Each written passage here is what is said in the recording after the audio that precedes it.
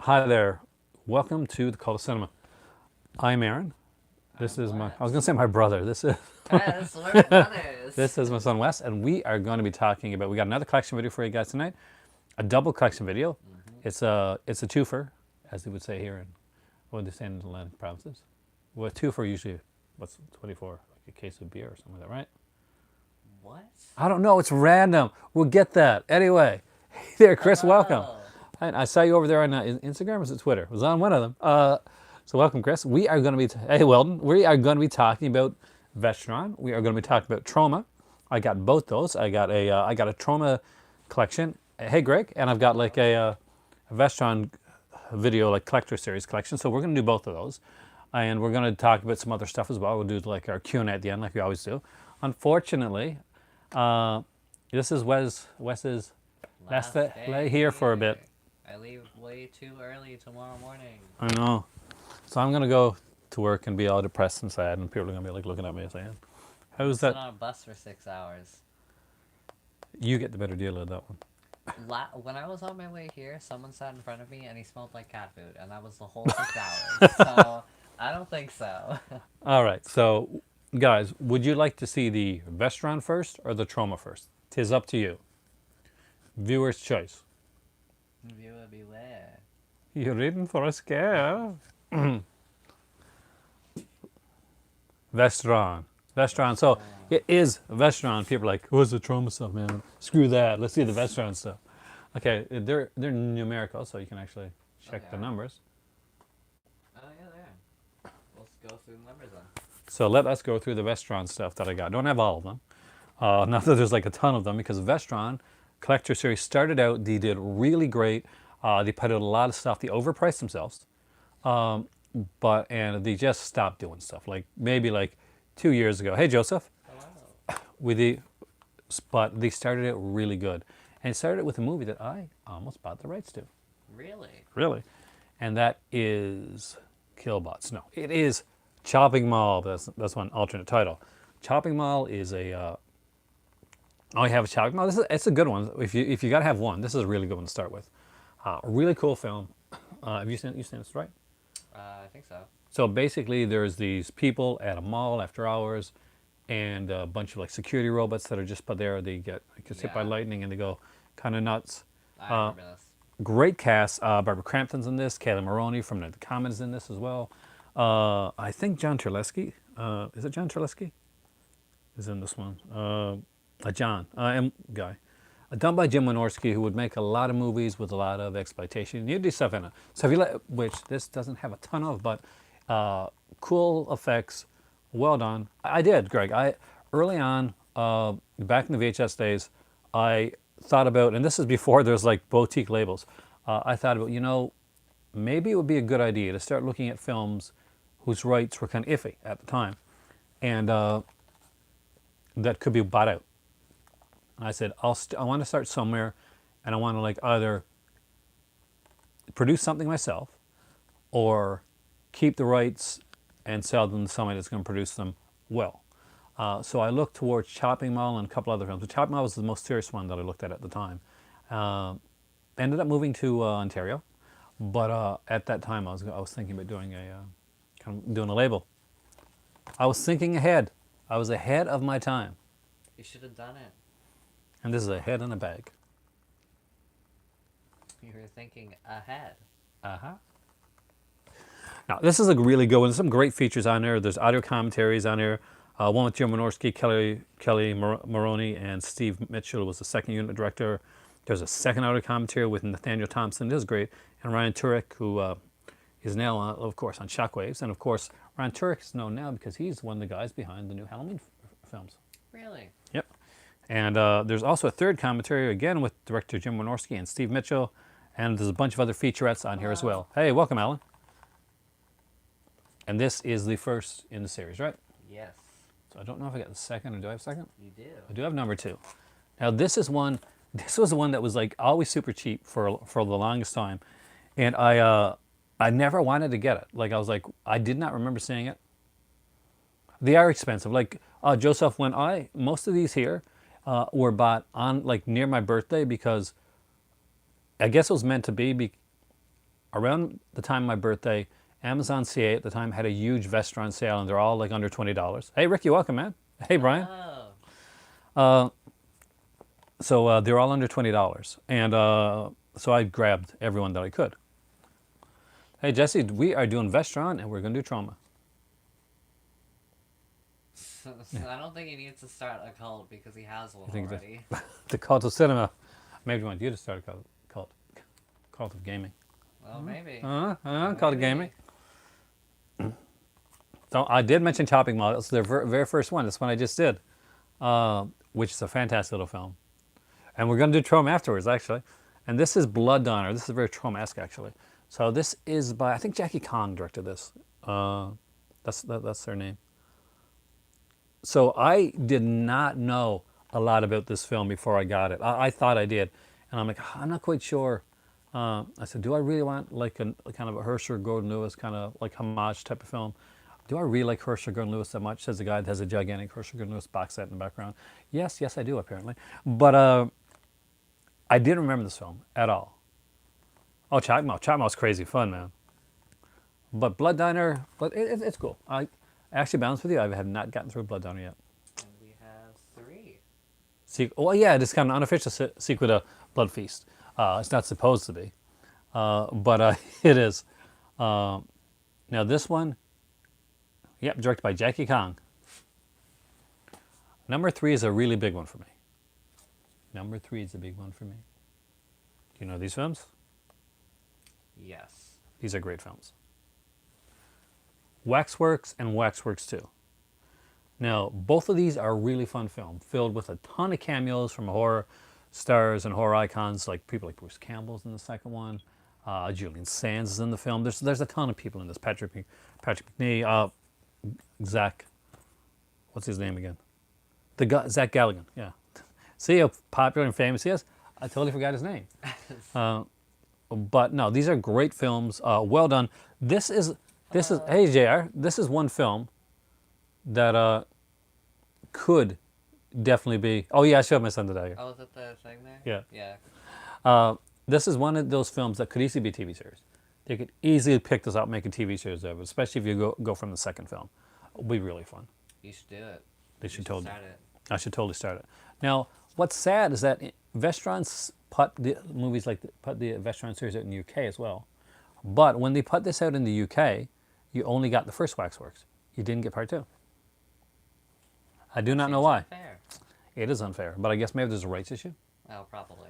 But yeah, Vestron put Waxworks, but I don't think Waxworks 2 is put out in the UK. If anybody there from the UK knows the answer to that, then, if I'm wrong, feel free to tell me. You're crazy, Aaron. Well, you don't know what you're talking about. And I'll be like.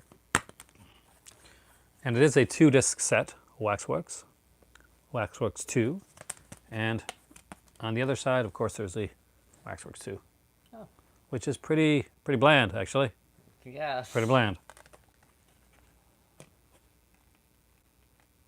You have the whole collection? I don't. There's a few I got left to get. And like I was mentioned on here before, this because they're so expensive. If these were cheap, like this, see this? Mm-hmm. This is like $40 or $50. Jesus. I know. You actually have 1, 2, 3, and 4. Oh, yes. They are very pricey. Now, they do come down in price every once in a while. You just got to keep an eye out for them. I wish that the Vestron videos were priced like the MVD Rewind videos are priced, because those are, most of the time, except for a couple exceptions, usually priced pretty good. Although I can never get line art under $40, which is insane. You guys have got them a lot cheaper over there. Like, but this is a great one. This is Return of the Living Dead 3. Okay. So this is like Romeo and Juliet, like except with a zombie. Okay. And really good film, and it has the gorgeous, utterly, absolutely stunning Melinda Clark, who has been in a ton of stuff, including things like the OC, where she was the mother of, and she was in, of course, she was Madam Heather, I think, in CSI. The dominatrix one. The guy's kind of. Oh wait, what? Yeah, she was in CSI. The prostitute dominatrixy character that like the main Gerson used to be, kind of be like a lot. No She's idea. She was in several episodes. Somebody asked if you played Pug. No. Don't. No, Unless you mean PUBG? No, still not. this is a this is a like the way I love the way the spines are numbered. It makes you want to get them all. This is a Brian Yuzna film. I'm a huge Yuzna fan. Have you seen this one? No. Great. Someone also asked why Vestron was taking so long between releases. I wish I knew. It kind of makes me the Vestron transfers I found really good, William. I haven't had a problem with any of the Vestron transfers so far. I still got to watch this one. I saw this one when I was younger, but I haven't watched this one recently. And if you're a Doctor Who fan, there's a specific reason to really like this one actually. So this is Lair the White Worm. Ken Russell. It's a Ken Russell film, so you know it's going to be like visually stunning. It's going to be weird. It's going to be visually stunning. It has Amanda Donoghue, Hugh Grant stars in this one, and Catherine Oxenberg. Oh, you like 2 better than 3? That is controversial. That is controversial. But also, one of the stars of this movie, see if he's on the back or not. No, he's not. Is a very young Peter Capaldi from The Last Doctor. Really? So Peter Capaldi's in this one, and I actually love this film.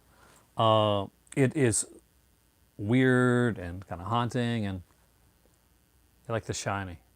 Shiny's good. Look at The Shiny. See The Shiny. There's that song in Moana. You know the shiny grab one? Next one I know you said because we watched together. If you've got Worm mad, but Devils is great. Devils is great, but Worms is awesome. So just saying, dude, you got to give. Don't make me come to your place and make you watch this and you see it through my eyes. Same thing. My blue eyes. Crimes and Passion is a great Ken Russell film. I don't have that one unfortunately, but that's the unfortunately. Is anyone else hearing a buzzing? Yeah, let us know if there's a buzzing on the Mac. So next up is The Gate, which again is a fantastic film. If you got a younger person that want to help get into horror, Oh, they're hearing the buzzing. slight buzz. Yeah. Well, let me just see. Yeah, try reconnecting. I'm going to unconnect the sound and connect it again.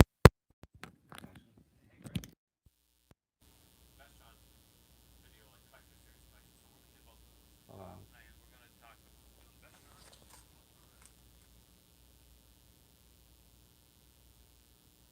You know, I'm hearing it. hearing the buzzing now? Yeah, I'm hearing it. How about now? Can you hear me good now? Well, Light. Is anyone super bothered by that? I don't really know how to fix sadly, this is the only mic I've got. I only have 8 patrons, so it's going to have to wait. Not too bad. Okay, good. Okay. So, anyway, The Gate is a fantastic little film. Really enjoy this one. If you have someone that's younger, that hasn't seen that aren't in horror yet, The Gate is a good way to get them in there. Not too bad. So that one. Hopefully, it doesn't say. I can't do anything about the buzzing right now, guys. 8 to 9. I don't have Gate 2 yet from Scream Factory, but I don't have that one yet. I have to get it down the road. It doesn't have all the same actors from the first one. It's got the. Okay, we're going to start talking about the buzzing unless it gets really bad because it's really distracting me on that side.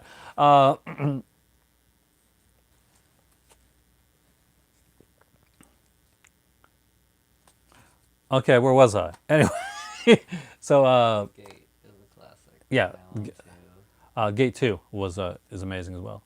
That's okay. But yeah, Wishmaster Collection, 4 films. I actually really like these. I love the first 2 the most, but 3 is the worst out of all of them. 4 is actually gets kind of good again, but Andrew Divoff really kills it.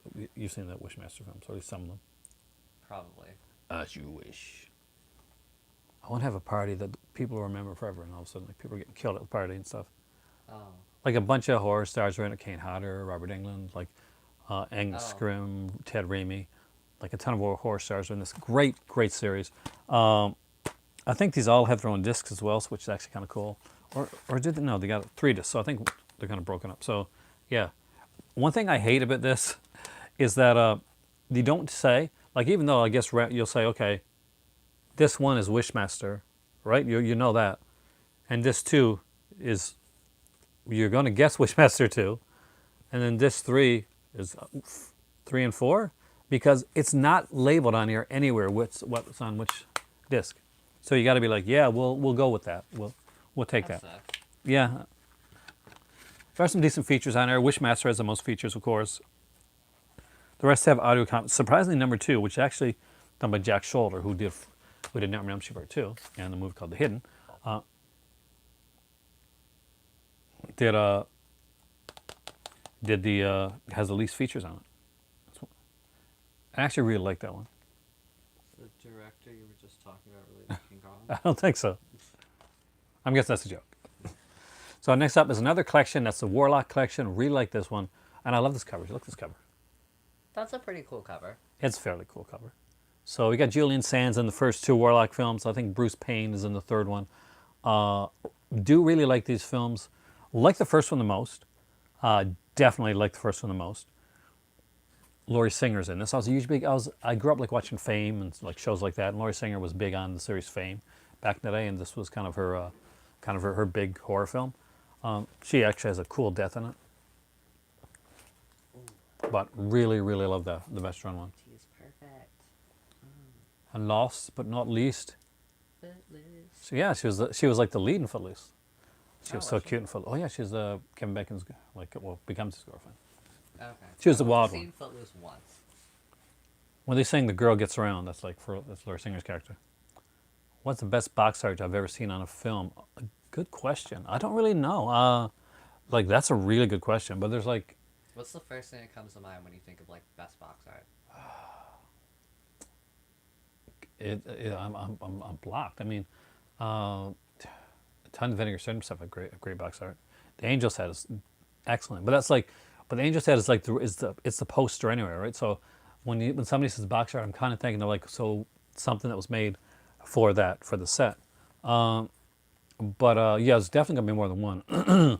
I really like the cover art for Blood Harvest that was put on Vinegar Syndrome in the '88 film set. That was really cool. There's just certain ones that really stood out. That's what I could do a video. Best box art. Great idea. I gotta write these all down. You gotta write them down. I gotta write these down. Best box art. Yeah, Blood Harvest. You cannot deny the box art on Blood Harvest, especially the right side up, upside down clown, and it's there for a reason. Last up is Maximum Overdrive, and then we'll go to Troma. Maximum Overdrive is an excellent film. It's got an AC/DC soundtrack. If you're from where I'm from, AC/DC is kind of like, it's a given that you have to like AC/DC. It's like, so are you an AC/DC fan? They're like, and if you're like, no, then they kill you. But no, you got to like AC/DC. Everybody likes it. You like AC/DC? I guess. They do like, Who Made Who, Stink the Pink, Jailbreak. You live another day. but the thing is, like, I got the song from Footloose stuck in my head. The Girl Gets Around, so I can't think of any other song. So, but there you go. That is my short, mini, like small Vestron collection. That is why we are. Stephen King was super high on coke during that, Stephen King was high on coke on a lot of stuff. but he luckily he got over that. Hey, Daz, welcome, man. I think Arrow does a lot of really good box art. Arrow does some amazing box art. I like Scream did some really good box art too, but they also did some like you just look at Prison. Look at the box art for Prison, and then come back to Man Scream Factory's box art. I understand what you mean. Let's go into Troma, and then we're going to go into just random conversation stuff. So you can ask us questions of all kinds of stuff. So first up, there's a Troma produced film, and it's a classy film, of course. And there was a series of these. I was really hoping that this would get a box set, that the series would get a box set, because there's like 14 of them. We'll see if anybody can guess which one I'm going to show before I show it. There's 14 of these films, at least 14. Actually, there's a YouTuber that not classic nuclear high. There's only like 3 of those. Uh,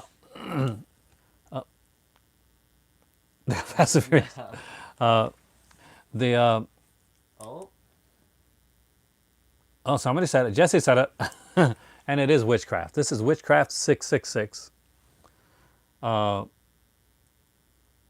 Mr. Skin pick to click. Yeah, Cool Duder from Cool Duder. He's on YouTube. You like go like movie hunting stuff. oh, He's got kind of like a really soft voice. Sean Phillips, I think his name is. I remember oh, Sean Phillips on Cool Duder. He used to be a bigger guy and he like lost a ton of weight and stuff. oh yeah. I think I've seen videos. So he's in like 2 of them. Sean, yeah, he's in a couple of the films. Like I think he's in like number 12 and 13 or something like that. So this is like one of the early ones. This is one of the really good ones, and I'm prefacing that as in good as opposed to like witchcraft levels of good, because nobody's going to say like look at this and say wow witchcraft greatest film I've ever seen on any of these, but they're fun. There's supernatural. There's a ton of nudity in most of these, until the later ones that were done like shot on camera, and they weren't the greatest, but. I'm gonna be careful with that one. See. So, hey guys, Sean C. Phillips here. Yeah, it's a while ago. Yeah. So this is a Troma, kind of like kind of one of their trailer tapes that they put out. I really like it. I have to cover it because there's like a, not nudity, but like kind of close. This is Coming Distractions, and that short-haired girl that you see on the cover is actually the gorgeous Tiffany Shepis, who is like known for like she's done like a ton of films, and she's really known for like one of the things I'm covering right here right now. But but there's like a ton of stuff on here, right? I'll try to have some good cover art. Like you can't like mess with some. Oh, I'm going to show you some good cover art, Greg. I will. So basically, there's like Troma top 10 trailers. There's Troma, the short films, music videos, 71 trailers from the world famous Troma collection. Troma's top shorts and skid marks, plus a super sexy tribute to Tromette Tiffany Shepard, who's on the back of the cover too, looking really cute. Did they do TNA comp? TNA compilation. Not, I mean, like there's a TNA compilation, but it's not through. It's not. It was made. It wasn't done by Troma. It was like something that they put out under their Grindhouse label. Will you do a Blue Underground collection? Actually, before I decided to do Troma tonight, I was originally going to do Vestron and Blue Underground. Hey, and Ready, welcome. Hello. So you want to see good Troma artwork, but it's going to have a lot of so I got these from Troma.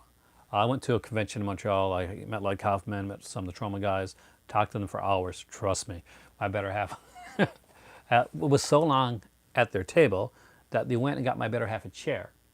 Wow, really? And she sat behind the table with them because we were just chatting. I was buying movies from them. This is Poultrygeist. Not at Fantasia, but at a Montreal Comic Con Horror Fest. Because at the time, Montreal did a Comic Con and a horror festival together. So Troma was there. So this is Poultrygeist, which has some awesome artwork.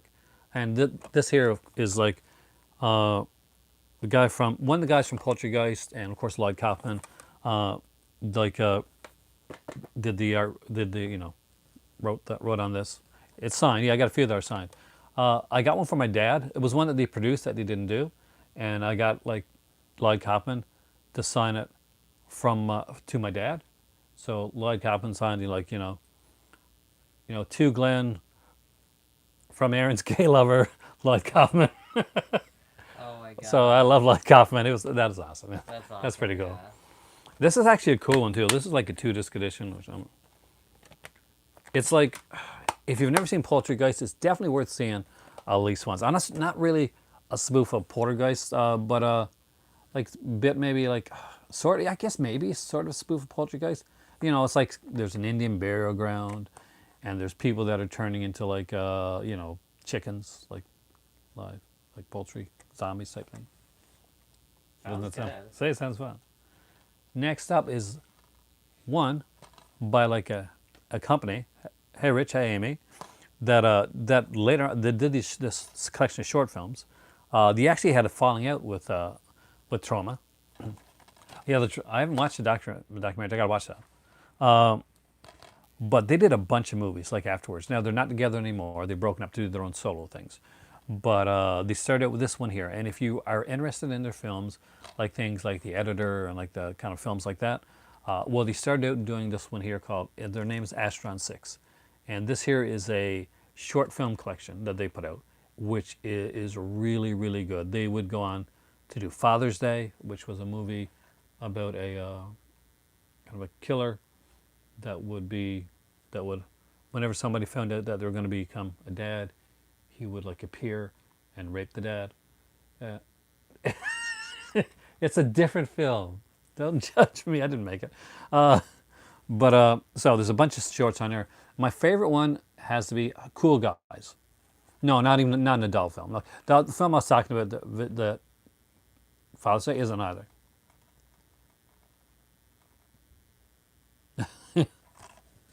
But Cool Guys is really cool. Cool Guys is like a kind of a beach film and a slasher film put together, and it's like 20 minutes long, something like that. It's like only short.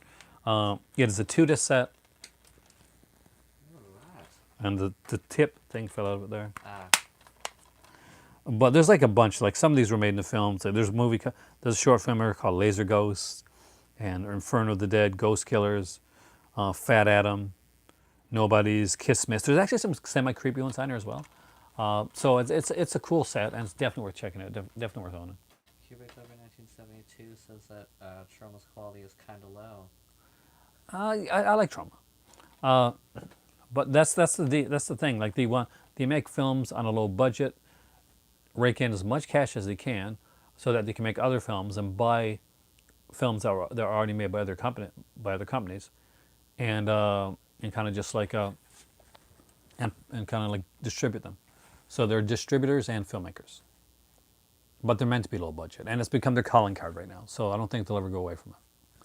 Next up is The Children. Now this one was put out recently by Vinegar Syndrome. No, not recently, a while back, and definitely get the Vinegar Syndrome one. Like this one, this is a okay print. I need the Vinegar Syndrome one. This isn't the greatest print. Like it's a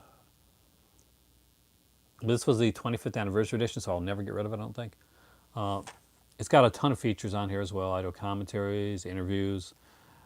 One thing about Troma is that they'll put a bunch of features on there that have nothing to do with the film, just like random stuff. You'll be seeing like literally just like random things. And here's trailers from another thing, or here's like a short of like somebody doing like random crap and stuff like that. It's weird. When you on certain ones you like it really fits, and then other ones like you got like Steindals in them or something like that they put out, and this makes no sense at all. So next up is one I didn't buy at the convention.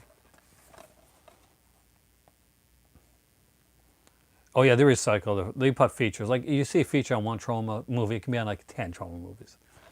And and this is Toxic Avenger Part 2. I just love the cover art on this. Just look at the cover art on this. That's pretty cool. See, Troma does have good cover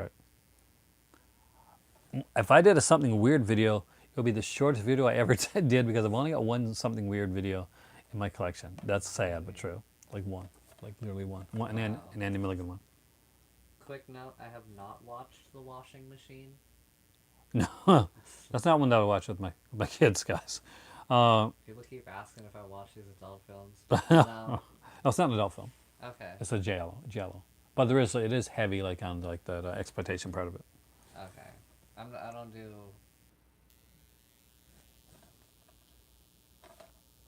But oh, really? Some sign. I love. Oh yeah, of course. Toxie loves you. So this is the Big Toxic Avenger 21st Anniversary Edition. I'm not even joking. 21st. Not. That's an odd. It's Troma. They do this stuff. So it's a 2 disc set. It's got a lot of great features on there, including like some stuff from like the Make Your Own Damn Movie. I'll definitely do a Snaps collection. Like I'll be doing them all like eventually, guys. I just wish that you were here for all of them. Well, maybe I'll come back soon. Who knows? Next up is done by. Next one is done by. Hey P Mac, welcome, dude. It has been a while. In the sense, a good Kino and Arrow sale. Keep an eye out. Hopefully something will come out. Not too soon because, well, maybe for my birthday. Something coming up for my birthday would be awesome. This one was done by James Gunn, the guy that did Guardians of the Galaxy. Yes, he worked for Really? Troma.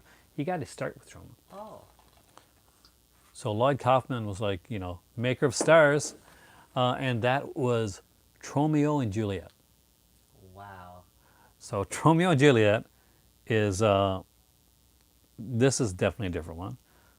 So it's got like the normal stuff you expect to see in a Romeo and Juliet story. It's nudity, kind of like incest a bit, body piercing, like kinky sex, car crashes, just crazy stuff. And this one had these like came with like little like How cute. tattoos. Someone asks, isn't there some sort of controversy with James Gunn? Not really. I mean, like there was there was like some Twitter stuff, but not like I don't think there was like it's the least controversial of the controversies. There's controversy. Anyone has a social media account. Yes, I will have controversy with social media. Everybody will have. Everybody's going to make a bad tweet or something along the way.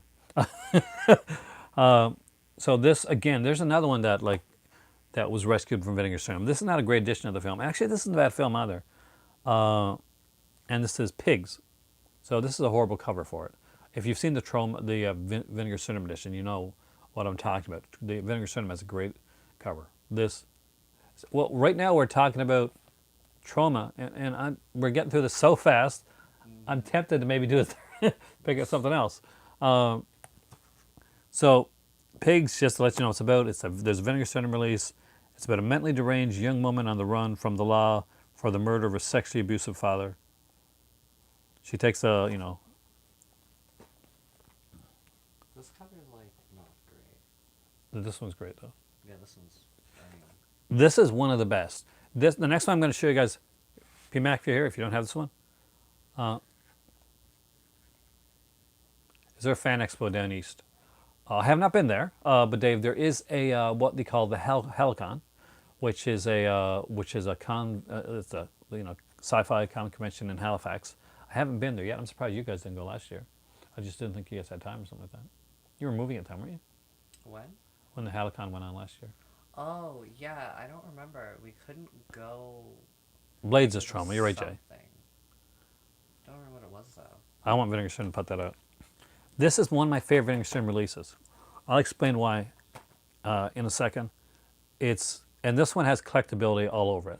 So if you're a movie collector and you want to get something from Troma, and aside from Toxic Avenger and Class Nukem High,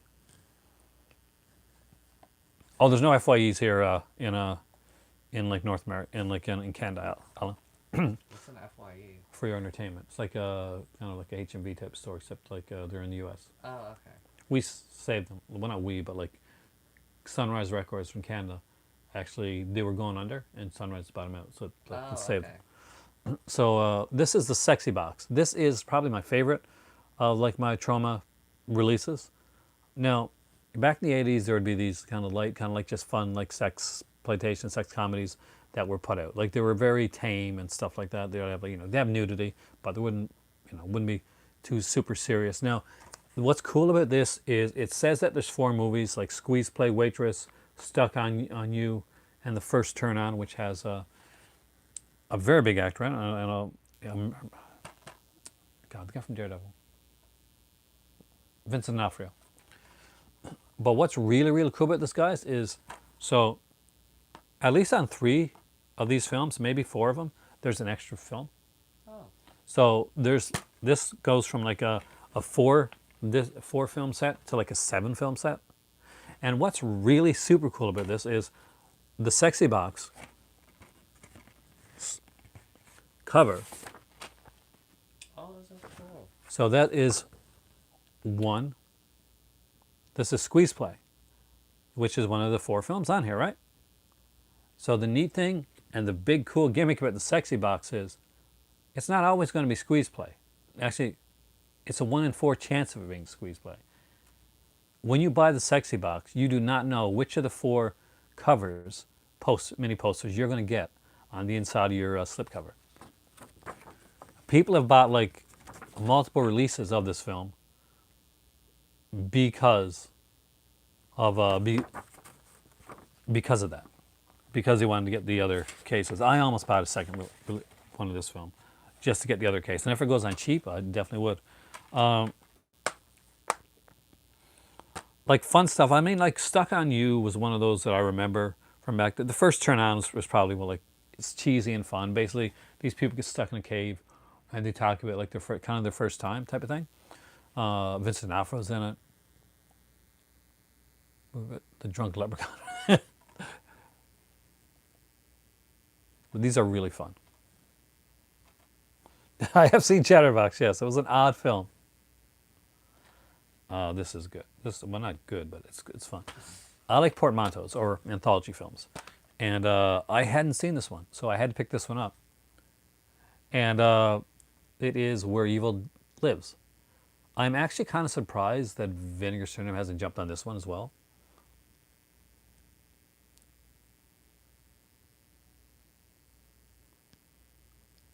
Because this is literally this is a portmanteau, and they've put it worse.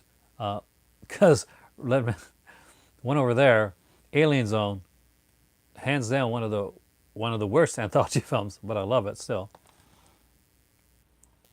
And you see, Brian gave Chatterbox to a friend, but that friend wasn't me, for I shall not forgive Brian for that.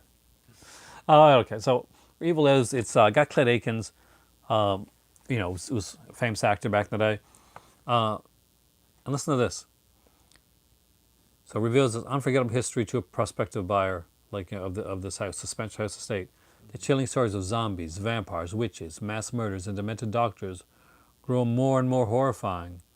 You'll be stunned as Jack's visitors by the house where evil lives. Are you already stunned? Yeah. You're pretty stunned, aren't you? Pretty stunned. Pretty stunned. All right. Next up, what do we got? Ooh. Troma did a bunch of films that are actually really good. And they're called Troma masterpieces. They didn't make these films. These are ones that they bought the rights to. And they're actually some very cool films. So this is Troma masterpiece number 5, and it is Mad Dog Morgan. Dennis Hopper was insane making this film. Like literally, you got like stoned and drunk, even got arrested. Damn. Yeah. He was wild. I think they wanted to like kick him out of Australia. So Mad Dog Morgan obviously is The whole country? is an Australian like folk legend, like folk hero. They branded him, they raped him, they turned him into a mad dog, and now he's biting back. So these always have like they're usually like 2 disc editions. They have like a bunch of features on them as well. So like there's a lot of cool stuff on here. Conversation with the writer-director Philip Mora.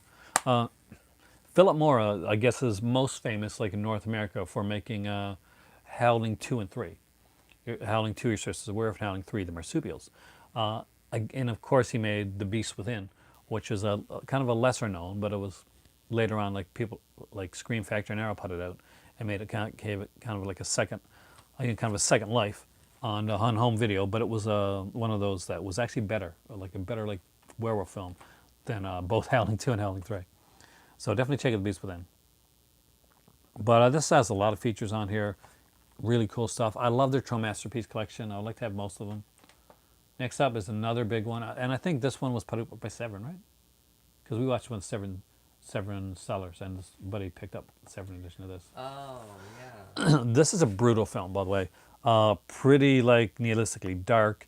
The film just a second ago was Mad Dog Morgan. But this is a dark, dark film. It's by Buddy Giovanni Venazzi. I think I got it right. And there's a ton of stuff on here. It is a dark, bleak film. It's about a guy that it comes back. He comes back from Vietnam, and he comes back really really bad with PTSD. Yeah, Dawes got it right. It is combat shock, and that is a pretty dark cover right there. Yeah. But it is like a seminal sequence in the film. Totally makes sense. Uh, got a ton of features on here. Again, it's another big 2-disc set. But not only that, this one here takes the time to put has like a kind of an essay written on the inside of the slipcover, which used to be done back in the day with a lot of. Oh, I know about White Dog. Any Samuel Fuller thing I've seen. With an essay, like back in the day on VHS, like Anchor Bay used to have like essays on the back of some of their slipcovers, especially the clam case ones. Oh. And there is one more. That was Combat Shock. Are you a fan of Don Knotts? Mr. Furley from Three's Company. Oh. I guess. So last but not least, and if you guys want us, we can do what, Blue Underground? You want to do Blue Underground? Yeah, it's small, right? Yeah. Is the last horror film, and this is with Cal Morone as Joe Spinell in it. For a long time, people thought that Joe Spinell and Cal Morone were a couple because they had acted in movies together. That would be an odd coupling, because he's like this really like sweaty kind of guy, like character actor, really good character actor. He was in the original Maniac, Oh, okay. like he starred in it. So again, this is a really cool one. It has like Maniac, the kind of like the short film Maniac 2 on there called Mr. Robbie, which was being made, was never finished. But again, another really cool. So Joe Spinell is a cool dude, man. But I understand what you mean by that. So here's where we get to the part. Spinell, unfortunately, Spinell passed away. He is no longer with us. Though I have to say, Julie Strain, I said that she passed away, and thankfully somebody like messaged me on there and said, hey, Julie Strain's still alive. That was a mix-up. So really good to know that Julie Strain actually is still alive, and she's still doing pretty well, I guess. Beyond Darkness is unusual, but I think you'll like it, Amy. Let me know what you think of it, actually. I enjoyed it. Like, there's a little bit of necrophilia in there and other stuff like that, but it's pretty good. Western with World White. I'm not sure. Oh no, actually, I just checked on her Facebook page, and it's her is it her husband or boyfriend or something? Like, and he's still saying like let's like people know how she is. So apparently that was an error that she had passed on, and she's still around.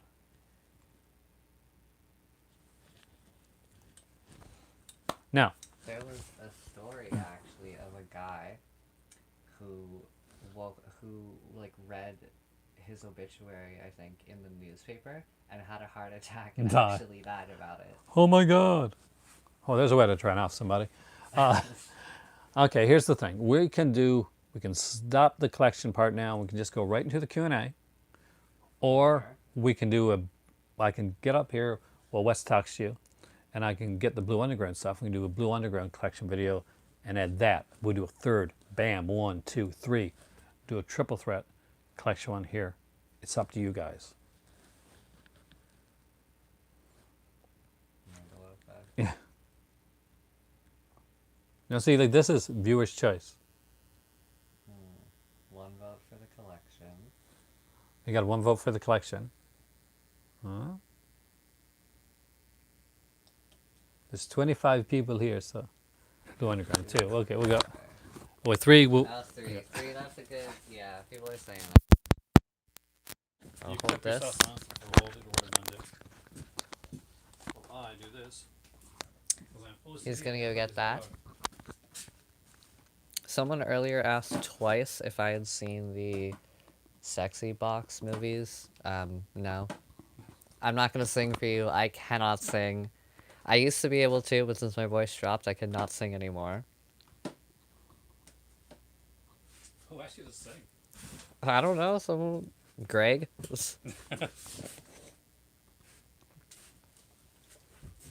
How are you all tonight?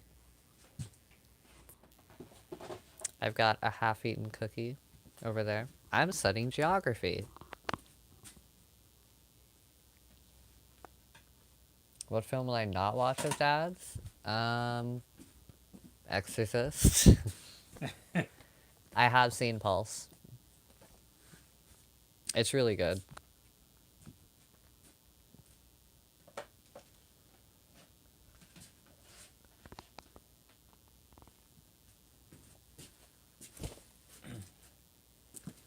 Oh, someone from MASH Season 11 died yesterday. One for what? MASH Season 11 died at 72. Somebody passed away today, actually. I can't remember what it was, though. I suggest you watch Pulse. Pulse is good, actually. I suggest you watch the original Pulse. I do not suggest you watch the remake. How old am I? I'm 19. I'll be 20 in June. I love movies. Probably not as much as Dad. I don't know anyone who loves movies as much as Dad. Okay, we want to start with the DVDs first? Yes. So we are going to do DVDs first. We're going to Blu-ray. We're going to be talking about what underground? The Blue Underground. All right. Are you guys ready? Are you ready for Blue Underground? Because they put out some cool stuff. So first off is an Umberto Lenzi film. And that is Cannibal Ferox. So let's do it. That was such a weird. So let's do what I was going to say. Cannibal Ferox. As far as, hey, Indy, welcome, man. And this is actually not bad. As far as the cannibal movies go, I don't really mind this one. I can't remember if this one has like animal cruelty or not. I try not to watch animal cruelty stuff, so because I'm an animal person. And there's I can't show you the inside of it. There's like is this a poster? Can you show the poster? I'm trying to see. There's a poster on the inside. I'm seeing if I can show the poster. No. No? Oh. No. Hooks through the boobs thing. There is animal stuff in Ferox. That's probably why I haven't watched it a lot. But I'm not sure. Does this version have it? Grindhouse did put it out as well, but Blue Underground put it out first. So they had the. This is Blue Underground, right? No, it says Grindhouse. It was right next to my Blue Underground. You got to see a Grindhouse releasing without even asking for it. So there you go. Oh, this is cool. But this one is Blue Underground. This one is actually Blue Underground. Got to make at least one mistake per video. At least one. Maybe a few. Just to keep you guys on your toes. So you can actually. That's why I do for it. you guys. Yeah. It's planned. This is all planned. We all planned it all ahead of time, all the mistakes. This is a sexy cover. I love this. Oh, I saw is a really cool cover. It disappears. Oh, there's that. And it is the final countdown. It's the final countdown. Europe. Yes. I love this. Oh, look at that. Now, do you know? Just sing after all. That there were so many, like this was back in the day when like everybody bought movies. So this was a limited edition, okay? This is a limited edition. Look, see? Oh, wow, it is. But it's limited. This is 32,649 of 100,000. So at one point in time, 100,000 was a limited edition. Nowadays, 1,000 or 1,500 or 3,000 is considered a limited edition. Yeah. Back in the day, you could sell 100,000. People be like, I better get in and get that movie before all 100,000 of them are gone. Eventually, I'm guessing this one will get one of those lenticular cover releases. It's always got lenticular cover, so obviously it'll get a new release if they sell the rights to it. Does Blue Underground release soundtracks just by themselves? I'm not sure if they release them by themselves, but I've seen them release soundtracks on like. They probably do, actually. I'd have to look into it. I really don't. Where I haven't collected a lot of soundtracks, I don't really know. I just collect soundtracks right now as if a movie comes with a soundtrack, like Severin does a lot, and like Blue Underground does sometimes as well. That's where I get a lot of my soundtracks from. This is a cool one. Ray Lovelock. Ray Lovelock's one of those actors that I really like. So anytime I see a movie from him, I always try and grab this.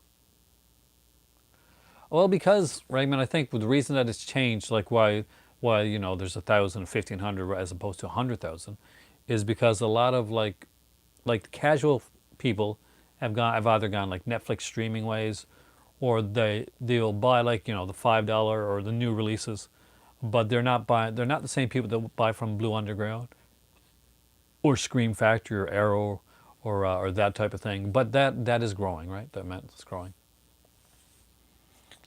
Living Dead in the at Manchester Morgue, really good film actually.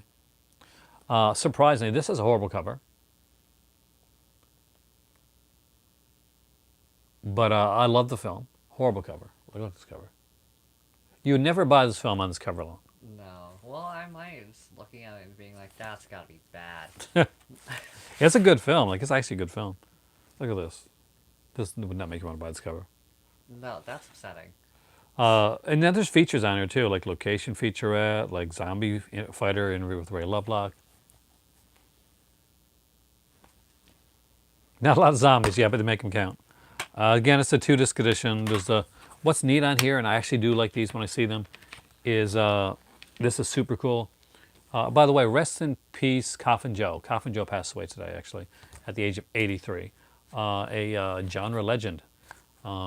Midnight I'll Take Your Soul, films like that he did, and definitely one of those guys that like a lot of people found like in underground type of films. Have you ever seen a Coffin Joe film? I don't know. I don't think I've shown you one. But sadly, yeah, Coffin Joe has passed away. This is a 2000. I love when I open up one of these and see these catalogs, these movie catalogs in it. And they always have like kind of just like really cool, like stuff. You could see the stuff that they're putting out, and like the different things on here, like all the and stuff that went out of print. Like this is in 2008. So here are some movies that went out of print back in 2008 from Blue Underground. Weird, but once. Oh wait, I got another Blue Underground. You got to pick up for me. Uh, That one there, the BDC. oh. So Alan Clark collection, the Blind Dead collection was out of print. Circle of Iron, Daughter of Darkness, Dead and Buried, Fast Company, The Final Countdown, the one I just showed you, the one that had 100,000. That went out of print. The 100,000. So yeah, so people did definitely buy a lot of them back then. Oh. We'll do that one last. Yeah. Someone actually asked a good question. Is Yeah. there any movies that I love that you hate? I don't really think of ones that you love that I hate. I like there's a lot like unless you're a huge big fan of like Rob Zombie's Halloween 2, then I don't think so. I didn't like Hello Kitty as much as you do. I love but Hello Kitty. Hello Kitty is kinda That's fun. a little known fact. I love Hello Kitty. I used to watch that one on repeat. Remember when I was a kid? You did actually. You had the VHS of it. Mm-hmm. How about you had VHS actually? Yeah, it was. I loved it. Good choice. I warned you not to go out at night. Maniac. This is the original like release of Maniac. This is actually the only the 1-disc edition. There was like a 2-disc edition that came out as well, but this is like the 1-disc edition of it. Though it does have the Joe Spinell story, like 49-minute long Joe Spinell story, which is actually really cool. There's another documentary we watched. We watched a movie last night actually. We'll get to that actually, Greg. Shotgun to the Face. Speaking of Maniac, we watched a documentary last night. Yes, we did. And it was very different than the one that I saw. So a few years back, I'll stop for a second, in Montreal Horror Convention, the same one that I went to see Lloyd Kaufman in, I got to meet Tom Savini. And one of the nicest people that I met it was Tom Savini. And at the time, he had a documentary that they were doing for them. And it was pretty much unedited. But they showed the documentary. It was its like premiere showing. The first time it was shown was at Montreal, and it would be years later that it would come out, and it would come out very different with a lot of it cut down and some things put in, and it was put and came on Shudder, came exclusively to Shudder. Smoke and Mirrors, it's called. But it's not the same. It's the same documentary overall, but there's a lot more into the one that I saw. And it was really good, actually. It was a really good documentary. Yeah, it was really good. I got this bother. Like I was online and I had to go offline because like after they started showing it, there's some like douches on Facebook that were saying, oh, that documentary is a self-aggrandizing documentary. Oh, Pennsylvania is so full of himself type of thing, and it does not come across like that at all.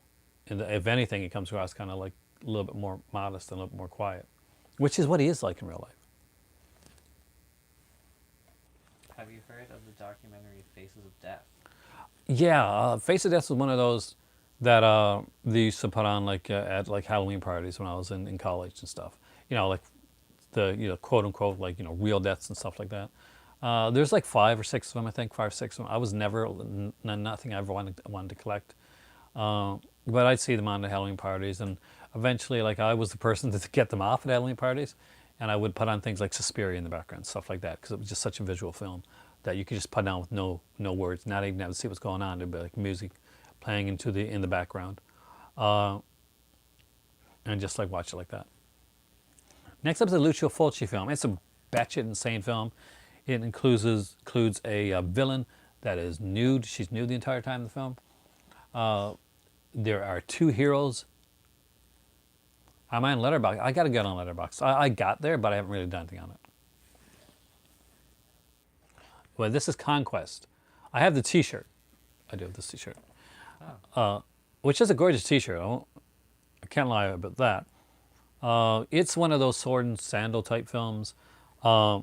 Basically, there's this girl, and she he did fight. He was actually a frontlines photographer in Vietnam. So he had took a lot of pictures, a lot of the carnage, a lot of the deaths, stuff like that. And he was obviously just like everybody else. He was pretty affected by it. It did help. He mentioned that seeing it, he would think like, "What? How can you do that with the effects?" And I think that was a kind of a good thing for him. Yeah. Like with PTSD, it was a way for Okay. him to like kind of like to cope with it and to like bring himself like one step away from it. Yeah, to remove yourself a little from it. Yeah, you need to. This is a fun film, Conquest. We watched a video. Remember, I made you watch a video of this one, I think. Yeah, I think so. Yeah.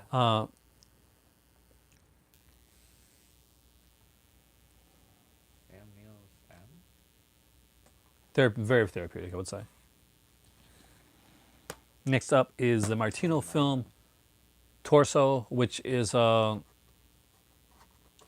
duck story. is oh, the duck story. Yeah. Hey, welcome, Andres. Leather Room's a cool one, Andres. And this is a cool film. It's kind of a giallo, kind of a slasher. It's kind of a mixture of each, but mostly giallo. And I like Martino. I like his stuff. Next up is H.G. Wells' The Shape of Things to Come. Is this a good film? No, not really. It's an okay film. I would never call this like one of those must-haves. But if this came out with a lenticular cover, I'd still buy it. And like I could convince him because it's sci-fi. Ah. See? So decent cast. So Nicholas Campbell's in this one. He's a Canadian actor. Jack Palance, Carol Lindley, Barry Morse, John Ireland. So yeah, big cast. Barry Morse, of course, is from one of my favorite sci-fi shows of all time, Space 1999, with Martin Landau. So next up is, I think this is another Martino one. Yes, it is, and it is not a giallo. It is Mountain of the Cannibal Gods, which I think was also called Slave of the Cannibal Gods. It stars Ursula Anderson, Stacey Keach. What's neat about this one is like, I was going through like yard sales, and this was like sealed, unopened, like for 25 cents at a yard sale. Really? So I bought this one at a yard sale. You get some good stuff at yard sales. Yeah, he doesn't like good yard sales that much. I always got to convince her. I love yard sales. It was like one of the best things we used to do. Oh, I know. It's a Criterion of H.G. Wells. Like cannibal movies, would you have all of them? Yeah, I know. It's odd, isn't it? I don't like cannibal movies. Here's my latest cannibal movie. But this is not cannibal. It's just zombies eating flesh. City of the Living Dead. Of course, I have like the Arrow edition of this one as well. But it's had a couple different features on here. Definitely worth checking out. Fun film. Hey, EW, welcome, man.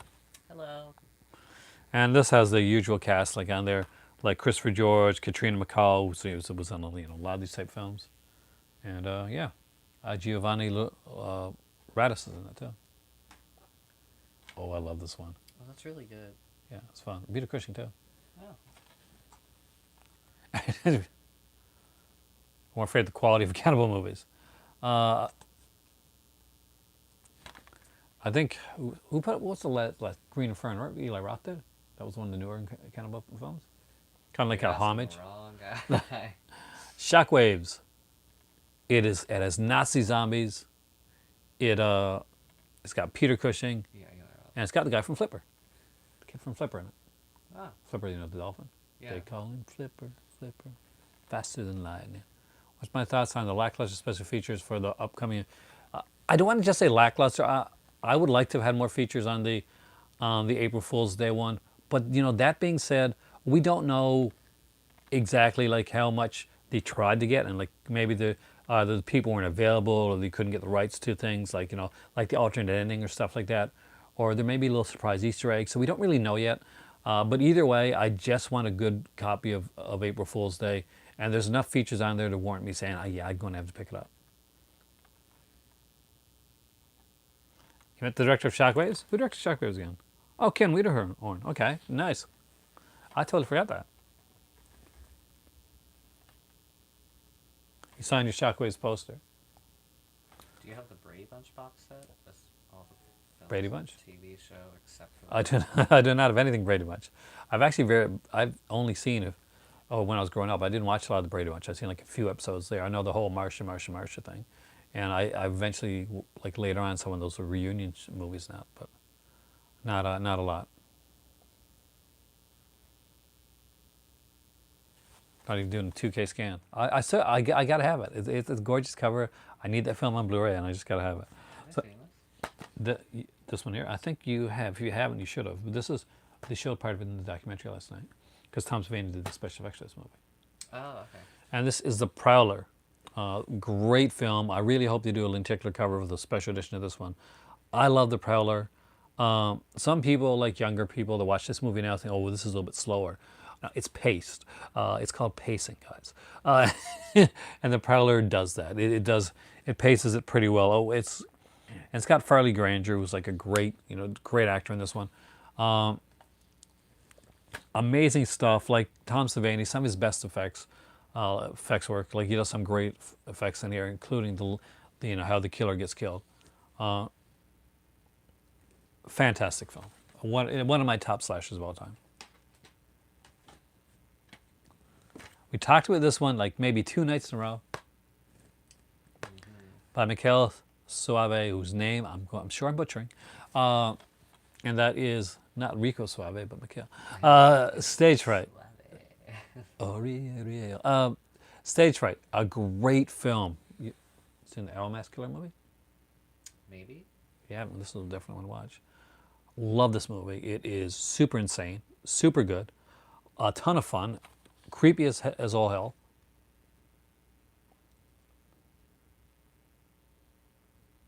So I think the documentary will get a Blu-ray release for this. I would like to see it.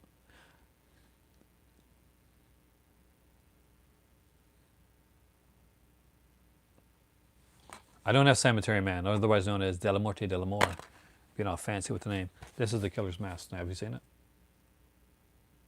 No. Oh, you may want to watch this one tonight. So this is the killer in Stage Fright. It's creepy. Shortly after I met Hind, she had said, there's this movie, and I saw it when I was younger, and I never knew the name of it. And she said, there's this killer in that owl mask. It was really creepy. So once when I went to Hind's, because long before like we were seeing each other, something like that, Yeah. I bring movies. So as a surprise, I brought Stage Fright. Didn't tell her. She was so freaked out that night. Yeah, didn't she pretend to like? She's like pretend like Nora at the time too. This is actually a really good giallo film, directed by Luigi Bazzoni, and great cinematography by Vittorio, by the guy that did Crystal Plumage and Apocalypse Now. and that is the Fifth Chord. I actually really like this one. Bit, like most giallos, is a bit out there, but and I actually love this cover. I got to get the updated. I get the Blu-ray of this one, I really do. There's because there's no real. There's like an interview with Franco Nero. That's the only feature on this one here, and I think like Arrow Video put out.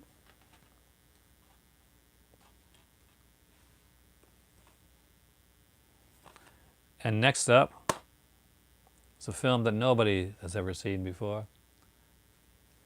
No, it's Suspiria. Suspiria, the 2 disc edition. Before I got the Synapse one, this is the one that I had. That's what I mean, Brian. I just wasn't going to try and pronounce it. I was not going to try and pronounce it. Suspiria, which I love. I love this film. You ready for the Blu-rays? Hey, Dale, welcome. I don't have that. I also haven't seen it.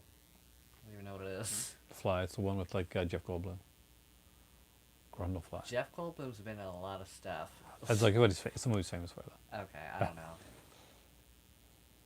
I don't know the 4K. No, unfortunately, I don't know. I have the the one they did the Blu-ray the year before. Oh, he's a fantastic cinematographer.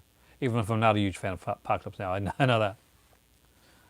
So, next up, what's my opinion of Suspiria remake? I it's I haven't got through it. If that kind of is kind of a hint. I've started watching it, but I really haven't been able to sit down and actually kind of watch it. So Daz's Mea is probably it's generous for me. Who knows? I might like it. I might get there and watch it one day and say, "Oh, it's not too bad." But Suspiria is one of those movies. Like I'm all on board. Like remake whatever you want to remake. I don't care. I really don't, because at the end of the day, remake doesn't change the fact that the original movie's out there. Like some people get upset, like I can't believe you remade that movie. Okay, if remakes meant that the other film like magically disappeared, so if I picked up Black Christmas 1974 all of a sudden and like it poofed out of existence because like, there's 2 other remakes, then remakes would bother me, but they don't even if they're not good. The Fog was remade. I still love the original Fog. I almost forget the question, but no, I wasn't really into to Suspiria. I wanted, like that's me. I wanted to like it. It did its own thing. I'll give it credit for that. And a lot of people really liked it. And I don't think it's bad. I just don't. I just think it wasn't like I'm too entrenched in what Suspiria was and is to really kind of get into what that Suspiria became. So it's like Suspiria is this beautiful lyrical, like fantastic music and gorgeously looking film, and the other one just wasn't. Toolbox Mirrors, however, is a gorgeous looking film. I actually love the Toolbox Mirrors. This is the original. This is not the remake done by Tobe Hooper. This is the original with Cameron Mitchell. What's remake I think is better than the original? The Thing. Like even though the Thing from Another World is a masterpiece, and I'll go on record with saying that. But John Carpenter's The Thing is better. Is for me a better film. The Fly is another film that I think, like, although I love them both, is another one that's better. And here's one that's going to be kind of controversial. The Blob. Oh, so maybe it's not too controversial. The Blob. I love the original Blob. Fantastic. I love Steve McQueen. But I think that the 80s Blob just does a better job of getting everything across. And the characters are all super likable. I like the fact that of the way they do the character. Donovan Leitch actually gets a good role in this one.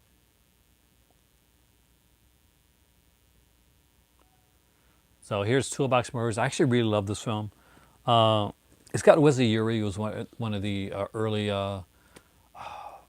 guys. He was on like Days of Our Lives, actually.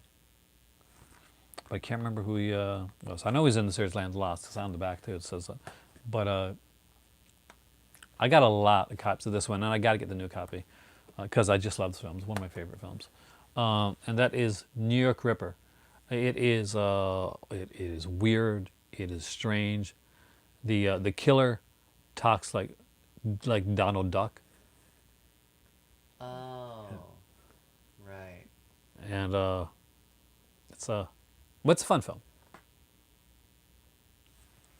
Do you have any rare DVDs or Blu-rays that you won't give up? I think the most of them. I don't think there's anything I'd give up. Now, if that being said, if like Hand or you guys were in trouble or something like that, I'd sell it in a heartbeat. Like, because those are things. Yeah, I'm gonna get into a hostage situation. You're like, you're gonna give me all your Blu-rays. You just want my Blu-rays. Okay, next up is God Told Me To. It's a Larry Cohen film. Actually, really good. A lot of people have actually seen this one now, which I'm glad about because for the longest time I'd mentioned this movie and like nobody'd seen it. But now, like every time I mention, oh yeah, I thought the movie was really good. It's got Andy Kaufman in a small role, which is actually pretty cool. So, God Told Me To. The previous film right before it was New York Ripper, Brian, which is a classic. Slightly misogynistic film, but I like it. Of course. My second version of Torso, I of course had the DVD, so I could get the Blu-ray. I think this has does that have both versions or only one version? Because there's two versions of Torso. No, it's got both. The English and Italian ones on here. So again, love that film. Now I'm getting to the stuff that I really like though. Now I just need the Arrow Blu-ray. Yeah, I do. And this is one. This has got a great cover too. This is Venom. It's Susan George. Susan George, right? Susan Day George? Yeah. Susan George. Klaus Kinski, Sarah Miles, Susan George, Nicole Williamson, Oliver Reed, Sterling Hayden. What a cast. Look at this one here. Would you not buy that movie? So it looks like it's just about killer snakes. It's not. It's like a kidnapping hostage type film. Oh. Just happens to have a snake thing in it. It's a British film. Really good. If you've never seen this one, I definitely recommend it.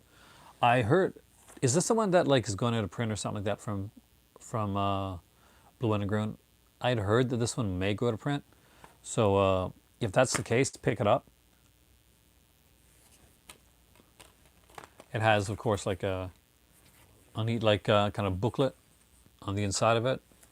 You can tell there's a kid getting kidnapped there. Let's see if I can show you anything on the inside. No, I can show you that. Show you that. Venom.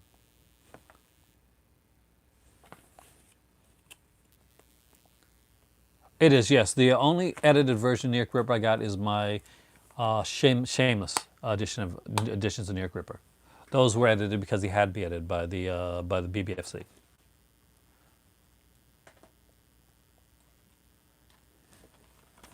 Next up is the classic Donald Pleasance Christopher Lee film, Raw Meat. I think his other title was like Deadline or something like that was the other like name on this film.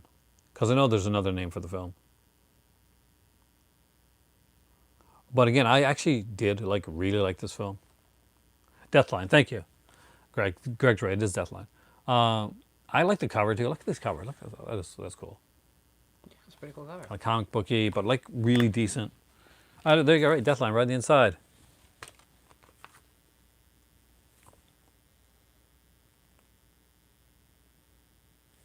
But like definitely a that. fun That's cool in the back there. zombie thing. Yeah. And like they got like a really good booklet on here anyway. So Deathline, Raw Meat, whichever one you call it, definitely recommend checking it out. I think Raw Meat was the alternate artwork. So give me those two at the same time, I guess. So next up are two films out of a trilogy. The first one in the trilogy was put out by Synapse Films, but 2 and 3 were put out by Blue Underground because the guy that directed these films is the guy behind Blue Underground, and that guy is Wim Lustig, who actually originally was one of the guys behind Anchor Bay. So this is Maniac Cop 2. Really cool film. Robert Z'Dar, you've seen the Maniac Cop films, right? I think so. It's like super cool, super fun ones. Love this. There's some great features on there. There's a fantastic audio commentary, great making of. And then there is Maniac Cop 3, Badge of Silence. Now this is considered the worst of the Maniac Cop films. There's kind of a Jackie Earle Haley subplot in this one. Jackie Earle's did like the remake of Nightmare on Elm Street, who's the guy who played Freddy. Oh. So I actually like this one. Most people don't like this one. I actually like it. Now we're getting into some lenticular stuff, guys. This is the 4K restoration of Maniac. And I would 110% say that if you don't have any of these 4K restoration lenticular covers, if you can get them at a decent price, pick them up. They are 110% worth it. Every single one that I've had so far from Blue Underground with these covers have been impeccably done with great features, amazing picture and sound quality, just incredible stuff. This is the best Maniac has ever looked. It has all the features from the original releases of Maniac on here. It includes new features, including outtakes, and not just a little bit of outtakes. There's a ton of outtakes in Maniac actually. And Return to the Scene of the Crime with Wim Lustig. Talks about a lot of this stuff. It's a little tight though. Here, see if your fingers can get that. Your fingers are tinier than mine.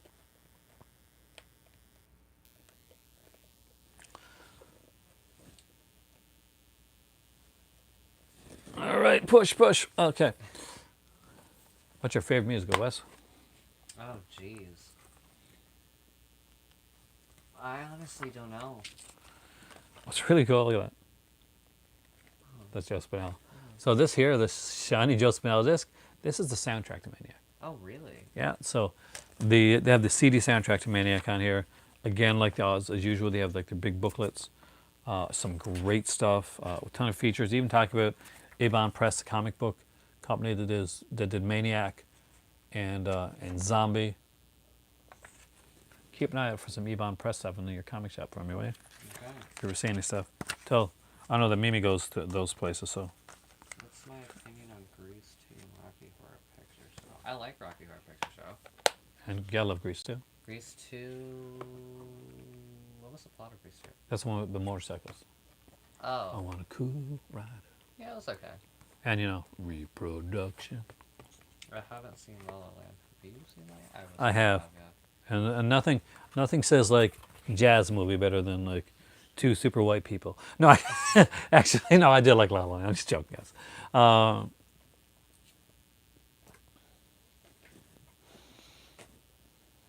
example, this was iMovie. I got this specifically. I love this movie, but I got this cover specifically because eventually Mimi's going to come.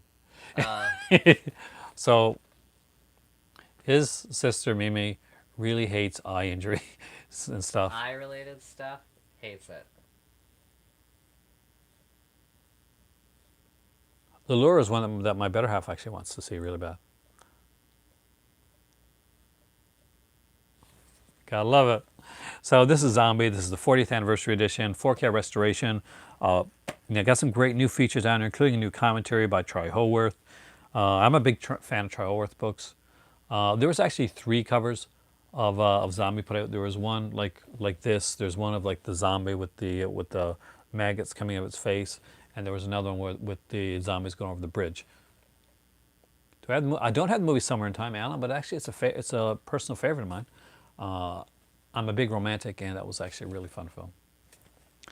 Last but not least, not last, oh, almost last, second from last, is The Stendhal Syndrome, a great underrated Dario Argento film, and starring Asia Argento,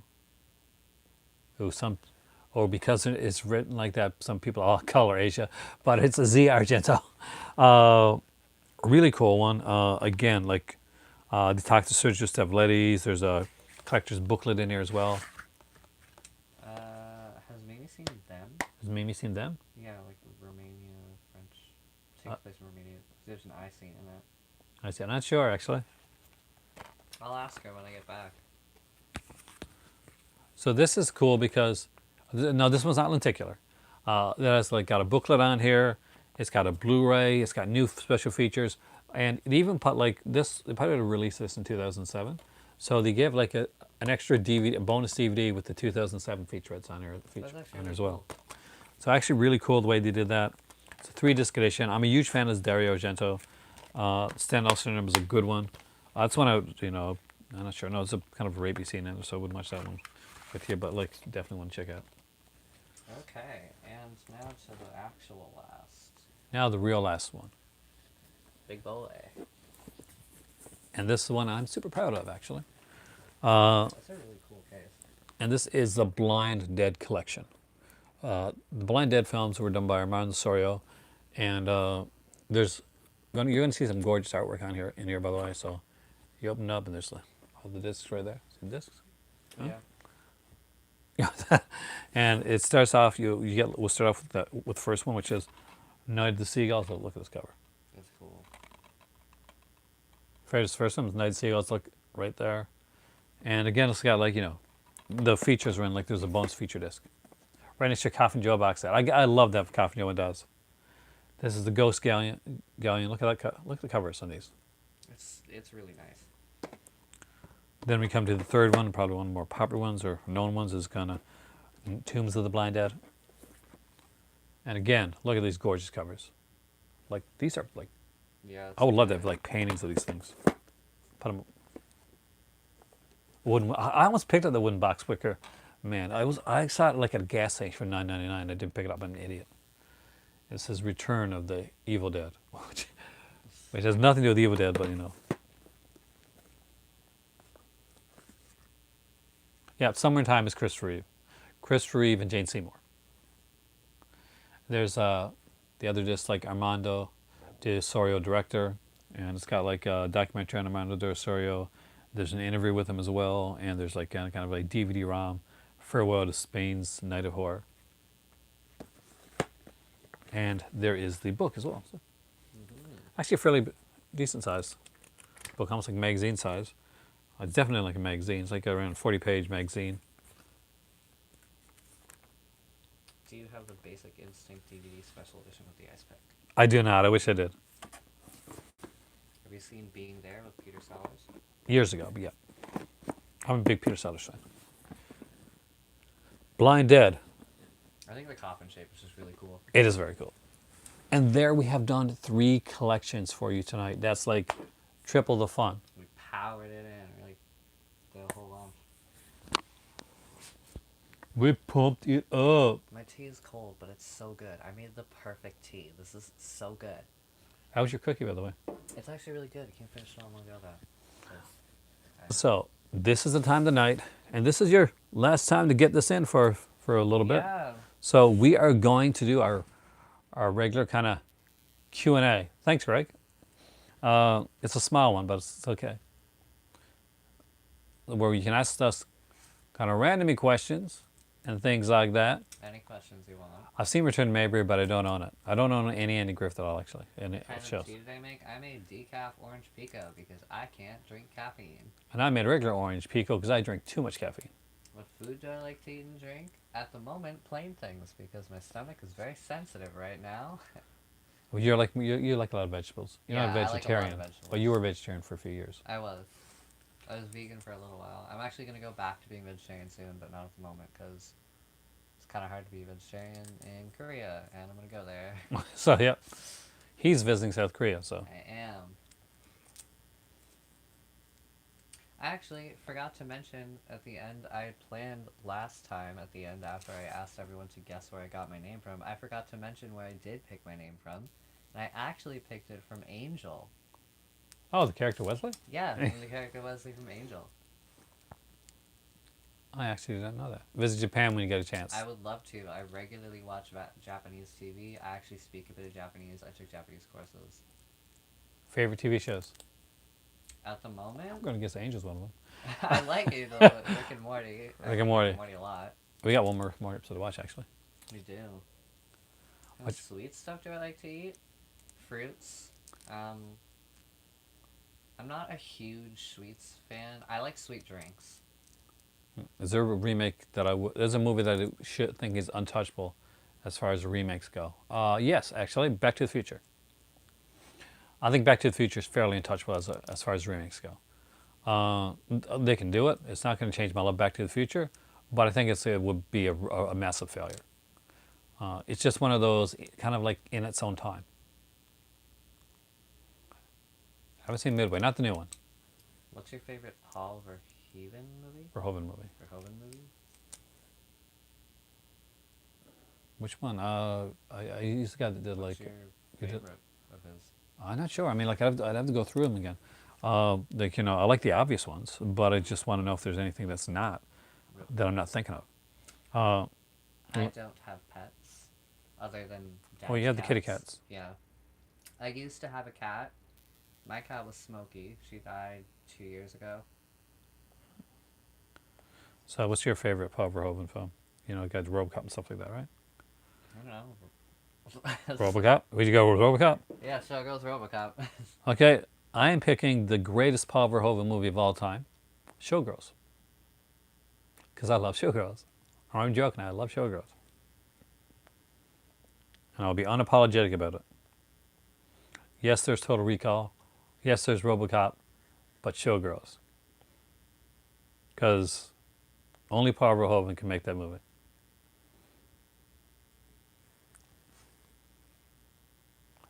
Brian, you must embrace the goodness that is Showgirls. Embrace Showgirls. That's so threatening. One of us. But that sounds scary. I embrace Showgirls. No, don't embrace Show. Don't like Brian gets arrested or something. Calls me. Like, some cops call me and say we got this guy here at the station. He said you told him to embrace Showgirls. No, don't do that, man. Don't do that. Embrace the movie Showgirls. My opinion on Color of Outer Space is that I have not yet seen it, Dave, unfortunately. I'm a huge Richard Stanley fan. I'm a big Richard Stanley fan. And I like Nicolas Cage, so I'm sure that's a match made in heaven. And I'm a big fan of H.P. Lovecraft. So that's like a three-way right there. That sounds wrong too. But you know what I mean. It's a really good one. Reminds you of the time when you asked me how was the reach around there. Something like that, yeah. Yeah. It's like see, Saved by the Bell the same way again. I definitely can, because I was. Must see my VHS collection one day. No, I don't mind showing that at all. Actually, I'll do that sometime. Maybe I'll do it once Mimi gets there. Yeah. If I can get her on camera. Yeah, see if you can. She's much less likely to be on camera than I am. And they used to be reversed. I didn't like being on camera when I was younger. You would I actually, went through phases, I think, though. yeah, phase of stand in the background making faces when you're really young. Yeah. I had 1 week to live. Oh God. What 5 films would you have to see before you pass? I don't know if I'd see if I had 1 week to live. I wouldn't be watching. I don't think I'd be watching a lot of movies. I would. I would be doing every inconceivable thing that I never thought about doing before. Uh, Go murder everyone who you hate. yeah, yeah. There you go. No consequences. But I'd definitely be watching Black Christmas, not that much, and probably Taboo or something like that. Someone's classic adult films. Do you have I Dream of Jenny 15 years later? I got the original series, not the 15 years later reunion one. What's your favorite 70s crime movie? I don't know. I mean, It's a really specific question. I like Chinatown.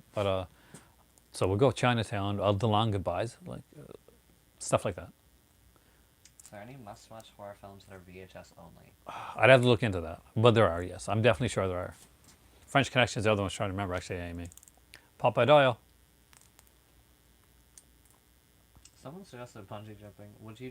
Well, I'll have a question. Would you go bungee jumping? Probably not. I would totally go bungee jumping. Like if somebody had a gun to my head and said bungee jump or I'll blow up all your movies or something like that, or I'll kick your Why cat. would they have a gun to your head and say I'm gonna blow up your movies? Because that would be Dude, I'd probably die anyways. But bungee jumping, man. I'd pee. I'd definitely that. If I just pee my pants while bungee jumping, that's then it's a plus. Why would you rather skydive than bungee jump? Like, if you're bungee jumping, at least the rope's there. But if you skydive, you won't know if your parachute's gonna work until you get to the situation where you have to use it. And then if it doesn't, you're dead. That's it. I always think bungee jump. Look, what if they said, "Oh, here's the bungee cord," then the cord is actually too long, and you do one of those, boing boing. It's not gonna be. But it could be. I feel like you're less likely to run into a problem situation with bungee jumping. Yeah, but I'd rather I'd rather screw up bungee jumping and then be crippled than screw up skydiving and just die. But in skydiving, you could be like the Power Rangers. You could be doing cool bunch of people skydiving and together. Yeah, and then die. guess best gaming Bluetooth controllers for Android. I don't know. I don't game on On like a, like Android run stuff. well, you do your computer, right? Yeah, but it's not like Android. It's PC. Yeah, that's not really a gaming computer, really. Yeah.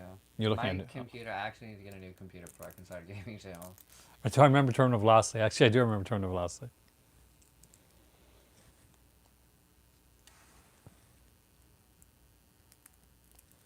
I'm just gonna sit here and make faces until somebody asks a question, right? The way I like. Would you eat a ghost pepper? I would not. I probably would. I would like have a lot of water. I would go to the washroom afterwards. I'm a little bit insane like that. So here's a little fact about me. I'm very white and do not do spice. Do you like Mission Impossible movies? I do, but I like the TV series way better. And I actually like the 88, 89 TV series as well. You have a fear of cliffs. That makes sense. I am not afraid of heights. This, I you was get when that I from was me. younger, but I actually love heights now. I've seen the Raid movies. Yeah, they're great action films. You love hot sauce. You What's put the that shit on opposite? everything. I cannot do hot things. So I have no one hears you scream. Wes, who are your favorite actors? That's a really good question. I don't know. Come on, there gotta be somebody that stands out. Oh my god. Dad is not afraid of heights. No. I I don't know. Like I don't really keep up with like actors per se. I like Finn Wolfhard. He's cool. He's like that kid from It and Stranger Things. Oh yeah, he's done some cool stuff. Yeah, he's really cool. He's a good actor. He's young. Oh, the girl too, 11. Millie Bobby Brown. Yeah, she's cool. Yeah, she's pretty cool. Stranger, we like the Stranger Things people. Yeah, they're really, actually really cool. But like, yeah, but I don't know. I like actors. Well, Earl Flynn. I used to like Earl Flynn when I was a kid. And Earl Flynn was like long gone when I was a kid. I just used to show them on Saturday afternoons. Do we have any dance moves? Bad ones. I do Yeah. at least. You took dance class. I did. I took hip hop dance class for like a year when I was a kid. I like dancing. I took dance classes, Not good with it. like movement classes and stuff like that. Yeah, I mean, we For- both like dancing, but we're not particularly good at it. You're better. You're definitely better than I'm whiter. I'm only gonna be like better at it because I'm younger though, and I'm like more agile. If I dance, I'm just like, yeah. If I dance, Great. if I dance right, if I dance and I'm sober, it's just like, let me shuffle my feet. You You know, gonna do what's the Parsons Palm thing? dude, no, that's putting in an extra move there. Where I'm from, when I grew up, like there was a small area, right? So basically the cowhead dance was like just shuffle your feet like from foot to foot, type of thing, and the Parsons Pound one was like, the guy would like kind of like move his head Yeah. like up and down like this. Yes, look how dancing I am. Look at the amazing dance moves. We do like Tim Hortons. I do. I don't like Tim Hortons coffee that much though. My mom and sister worked at Tim Hortons. If you have a donut and talk to one director, who would it be and what kind of donut? I go back and forth on this one. This is a great question, by the way. Thank you for that question. You want to go first? I guess. I don't. Pick the donut first, I guess. Okay, yeah, I'll pick the donut first. Honestly, probably like a good classic Boston cream. Oh But my like God. not the ones they make now, the ones I had when I was a kid. Because the ones they make now at Tim's taste like balloons. They're not as good. They made better donuts back What in the day. about director? Any director? I honestly have no idea. The first thought that came to my head was just Tom Savini because he seems like a really nice guy. Okay, well, there, Tom Savini. He's directed films. That's a fair answer. For me, actually, I was going to say Boston Cream, but I'll say I'll take if they have them. I'm going to cheat a bit, and buy what you'd call like what we call back in the day a Long John, but Oh, they're called something else now. yeah, I don't know. They're like these long eclairs. They're called now. Yeah. But here in Newfoundland, back in Newfoundland, they were called Long Johns, but they're called eclairs. And I would get a lemon one. And I would probably sit down. There's a couple of like living directors that I like to talk to, but I think I'd get along with really well. Eli Roth, actually. I really think that we have a lot of the same tastes in films. Normally I'd say Quentin Tarantino because like I know But I figured me and Tarantino would argue. But Eli Roth, pretty much, like whether you like his movies or not, yeah, I think he has great taste in films. I would definitely talk to Eli Roth. Roller coasters, yay or nay? My better half, she's roller coasters all day long. Me, I'm like, yes, honey, I'll get on the roller coaster with you and cry and hopefully live throughout the roller coaster. I'm not a roller coaster person. I did get on one when I was younger, though. I ain't doing roller coasters. Do you like Robin Williams films? I do like Rob Williams films. My favorite is The World According to Garp. What's an unfair stereotype of Canadians? Unfair? Yeah. I would say it's overall nice. Like, Yeah, I we're know it's not unfair. nice. Like it's nice to say. I love the fact that, We're definitely not pushovers. yeah, people think that, but I like that people think that. They underestimate us. That's kind of Yeah. cool. What other questions? Um. You gotta ask the question there. I saw your name. Oh. If I'm sad about Dad moving to Morocco. Are you sad we moved to Morocco? No, not particularly. Because there's a couple reasons. Okay. First of all, you're not happy where you are right now, True enough. and I know you're gonna be happy in Morocco. Second, I get a free pass then to go to Morocco whenever I want. You do I actually. love Morocco. I would love to go. This is the perfect time for me to be like, oh man, I gotta go to Morocco to see my dad. I haven't seen him in a while. You know, it's really important. Gotta go see that. So And I get to go to Canada, places that I want to go more often. mm, And I could shop be in London. really cool. Shop in London. Woohoo. Yes. How blue is our money? Only our $5 bills are blue. Everything else is different colors. Look like the guy from the mustache with are you, I think you're talking about William Macy from Jurassic Park 3. Uh, but I'll take that as a compliment. I like William H. Macy. I think that's who you're talking about. Do I like cold weather? I do and I don't. I don't like wind. But if it's just cold and there's no wind, I don't mind. I hate cold weather. I don't deal well with extreme heat and humidity though. That's one of the things that killed me in Morocco. The heat. I get rashes. Nobody got a rash as bad as I got on basically my commitment ceremony day. When it came time to go to bed, I had this huge, remember? I had a rash the whole month we were there. But not as bad as the rash that I had, though. Yes, it was. Was not. We had to go out and find cream for me in like And me, emergency. in the middle of the night, me too, remember? No. Yes. The night when you guys were relaxing and we were doing the ceremony. Oh, maybe I don't know. We were talking. We were. You were doing other stuff. I was chilling then. Okay, so what's some other questions that we missed there? Do we have any Um, friends in Morocco? I've met a lot of Hint's friends in Morocco. If I were to say to anybody that I like friends in Morocco, Hint's sister Munya, actually. Oh yeah. She's a lot like me, actually. Yeah, she is. Insanely a lot like me. Like we're both like geeks in the same type of thing. We argue about stuff because of that, but in a fun way. So I always been like a really big fan of her, and so I would consider her like, yeah, friend, little sister type. Yeah. Is the cost of living reasonable? Very much so, actually. Very much so. Really? In Morocco, oh my God, yes, 7 dirhams, like $1 is 7 dirhams.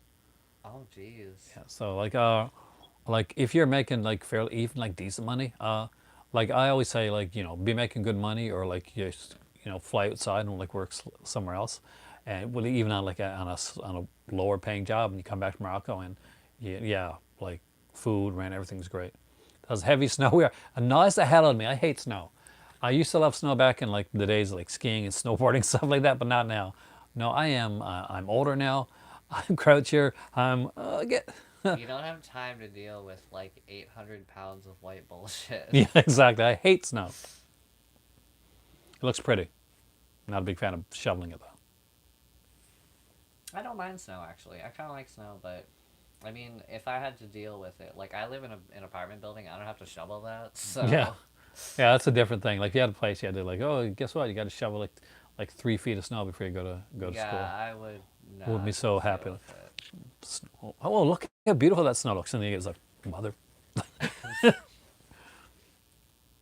Can I do a video on Asian action movies? Better Tomorrow, Hardball. Good one, actually. When the kids are here, I'll do something like that. Is the house in Morocco big? Wes, is the house in Morocco big? Yeah, yeah. I I don't love know it. about the one you're gonna live in the apartment. No, so it's a condo. That's Yeah. that's gonna be smaller. Yeah, But like, condos. I mean, condos can range in size. Yeah, But like well, the 2 floors. house, big. yeah, the house is really really big. Michael Jeter. Who's Michael Jeter? Is that Mr. Noodle?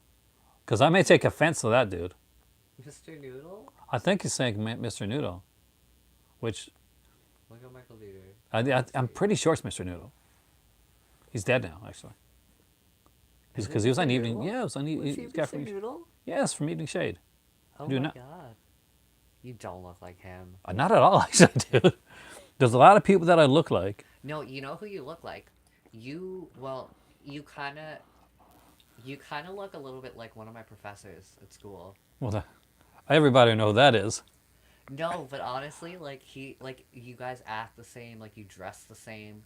Do you know who people on here say all the time? And Someone asked if your partner's family is royalty or something. They seem pretty well off. yeah, not sorta. It's hard to explain. They know people. Yeah, Hin's dad is retired now, but he was a pilot for the King of Morocco, and Hin's mother's was one of her brothers. I think it was brother, right, or uncle was like was the hand to the last King of Morocco. The hand's like the guy, the personal, you know. It's the hair that makes you look like Michael Jeter. I get like this dude a lot, like all the time. The guy from Oh, Wonder Woman. that guy. Yeah, I I can't don't remember his see name. that one as much. I don't know. It's like I don't think you look like anyone famous though. I don't either. I like me, famous me, Yeah. David Thewlis. That's who I get all the time. People say David Thewlis. How did you meet him? Uh, yeah, we talked online for a bit, and we became friends. We watched movies. We hung out a bit, and eventually, when she didn't get too sick of me, we ended up dating. Took a while I remember him being so nervous. to meet you guys. Yeah, but also I remember him being really nervous Yes, I do. Look exactly like me. when you guys were gonna tell us that you guys got together. You guys were so nervous, and I remember. Because like for you, or actually it was you. Yeah, I remember distinctly actually before going to hang out because that was one of the weekends I was going to your place. Yeah. Before going there, me and Mom and Mimi were talking about it because we all thought that you guys were dating, but none of us were sure. So we were like, me and Mimi were like, Mom, is Dad dating him? And she was like, I think so. Wouldn't you guys know? And we're like, I don't know. Like, we think they are, but we're not sure. And then like Ken was like really nervous and like Well, kind of shaking, and I was like, when you live together, we know. when you live together, like initially, you don't want to step that line over, because once you step over that line and you live in the same place, it can be really if it gets awkward, like what do you do then? Yeah, I know. So that's why it takes so It long. was so funny from our perspective though, because we were like, because we already thought you were dating, but none of Guess us it knew was for good sure. time. So we were like, We didn't know for sure so like until when we you told did. us, we were like, yeah, we know. Was she in Canada? Was he in Canada when you guys started messaging online? Yes, my God, she'd been in Canada for years. I'd actually seen him a year before I even spoke to her. Really? Yeah, and because I thought I was up to the plaza, which was Zeller's Plaza at the time, and I was going into a store, and I thought she was cute. Actually, I said, "Oh, that girl looks kind of cute," and didn't think of it again. I actually didn't put two and two together too much later. Really? That's interesting. When was the last time you shaved?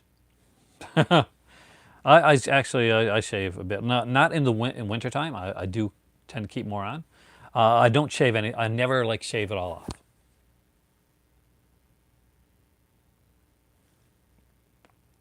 I have got no chin, so Yeah, you when I look, yeah you when I look weird without a beard. I do look weird. I look like a ball or something like I that. have like a picture. I look like the happy face from Walmart when you see them. Oh, but no, it's true. I don't mind that. I have a picture from when I was like little, and you were like bald and shaved, and you look like Inside, I look like a thug. Is what she used to say I look like. you did. You looked like a villain from like an early 2000s TV show. Yeah, it's no, like I've said it on here before. I was up at Walmart one day, and I had this leather jacket, the one that I gave Mimi, the big heavy one. Remember that one? My motorcycle Oh, jacket. yeah, yeah. So I was taking it off, and this was Wes has had like facial hair. A little bit. I can't grow like a full beard. It's not. I've only been on tea for like 2 years now, so it's not fully in. Yeah. But when I was taking off my jacket, this old dude like next to me flinched. Oh my Thought I was gonna god. hit him. I felt so bad. You're like you're not gonna hit anyone. No, I'm not. Like, You're like the uh, softest. I'm the, yeah, I got in a lot of fights when I was young actually. But I mean, like, For the dumb reason though, you know why? Because if you're like, here's the thing: if you're a you're big dumb. person, like you usually don't get into a lot of fights. If you're like me and you basically can be nicknamed Scarecrow or something like that, then like, hey man, I want to get at some of my aggressions. Who am I gonna fight with? Him over there. Yeah. Yeah, and I lived in a place where we kind of fought for fun. That's I'm all di- you dad. I'm 6'2". I'm 5'8", and I'm shrinking by the day. You, I'm getting older. The older you get, the more you shrink. So I remember, cannot guys, imagine use the rack. how short I'm gonna be when I get old enough to shrink.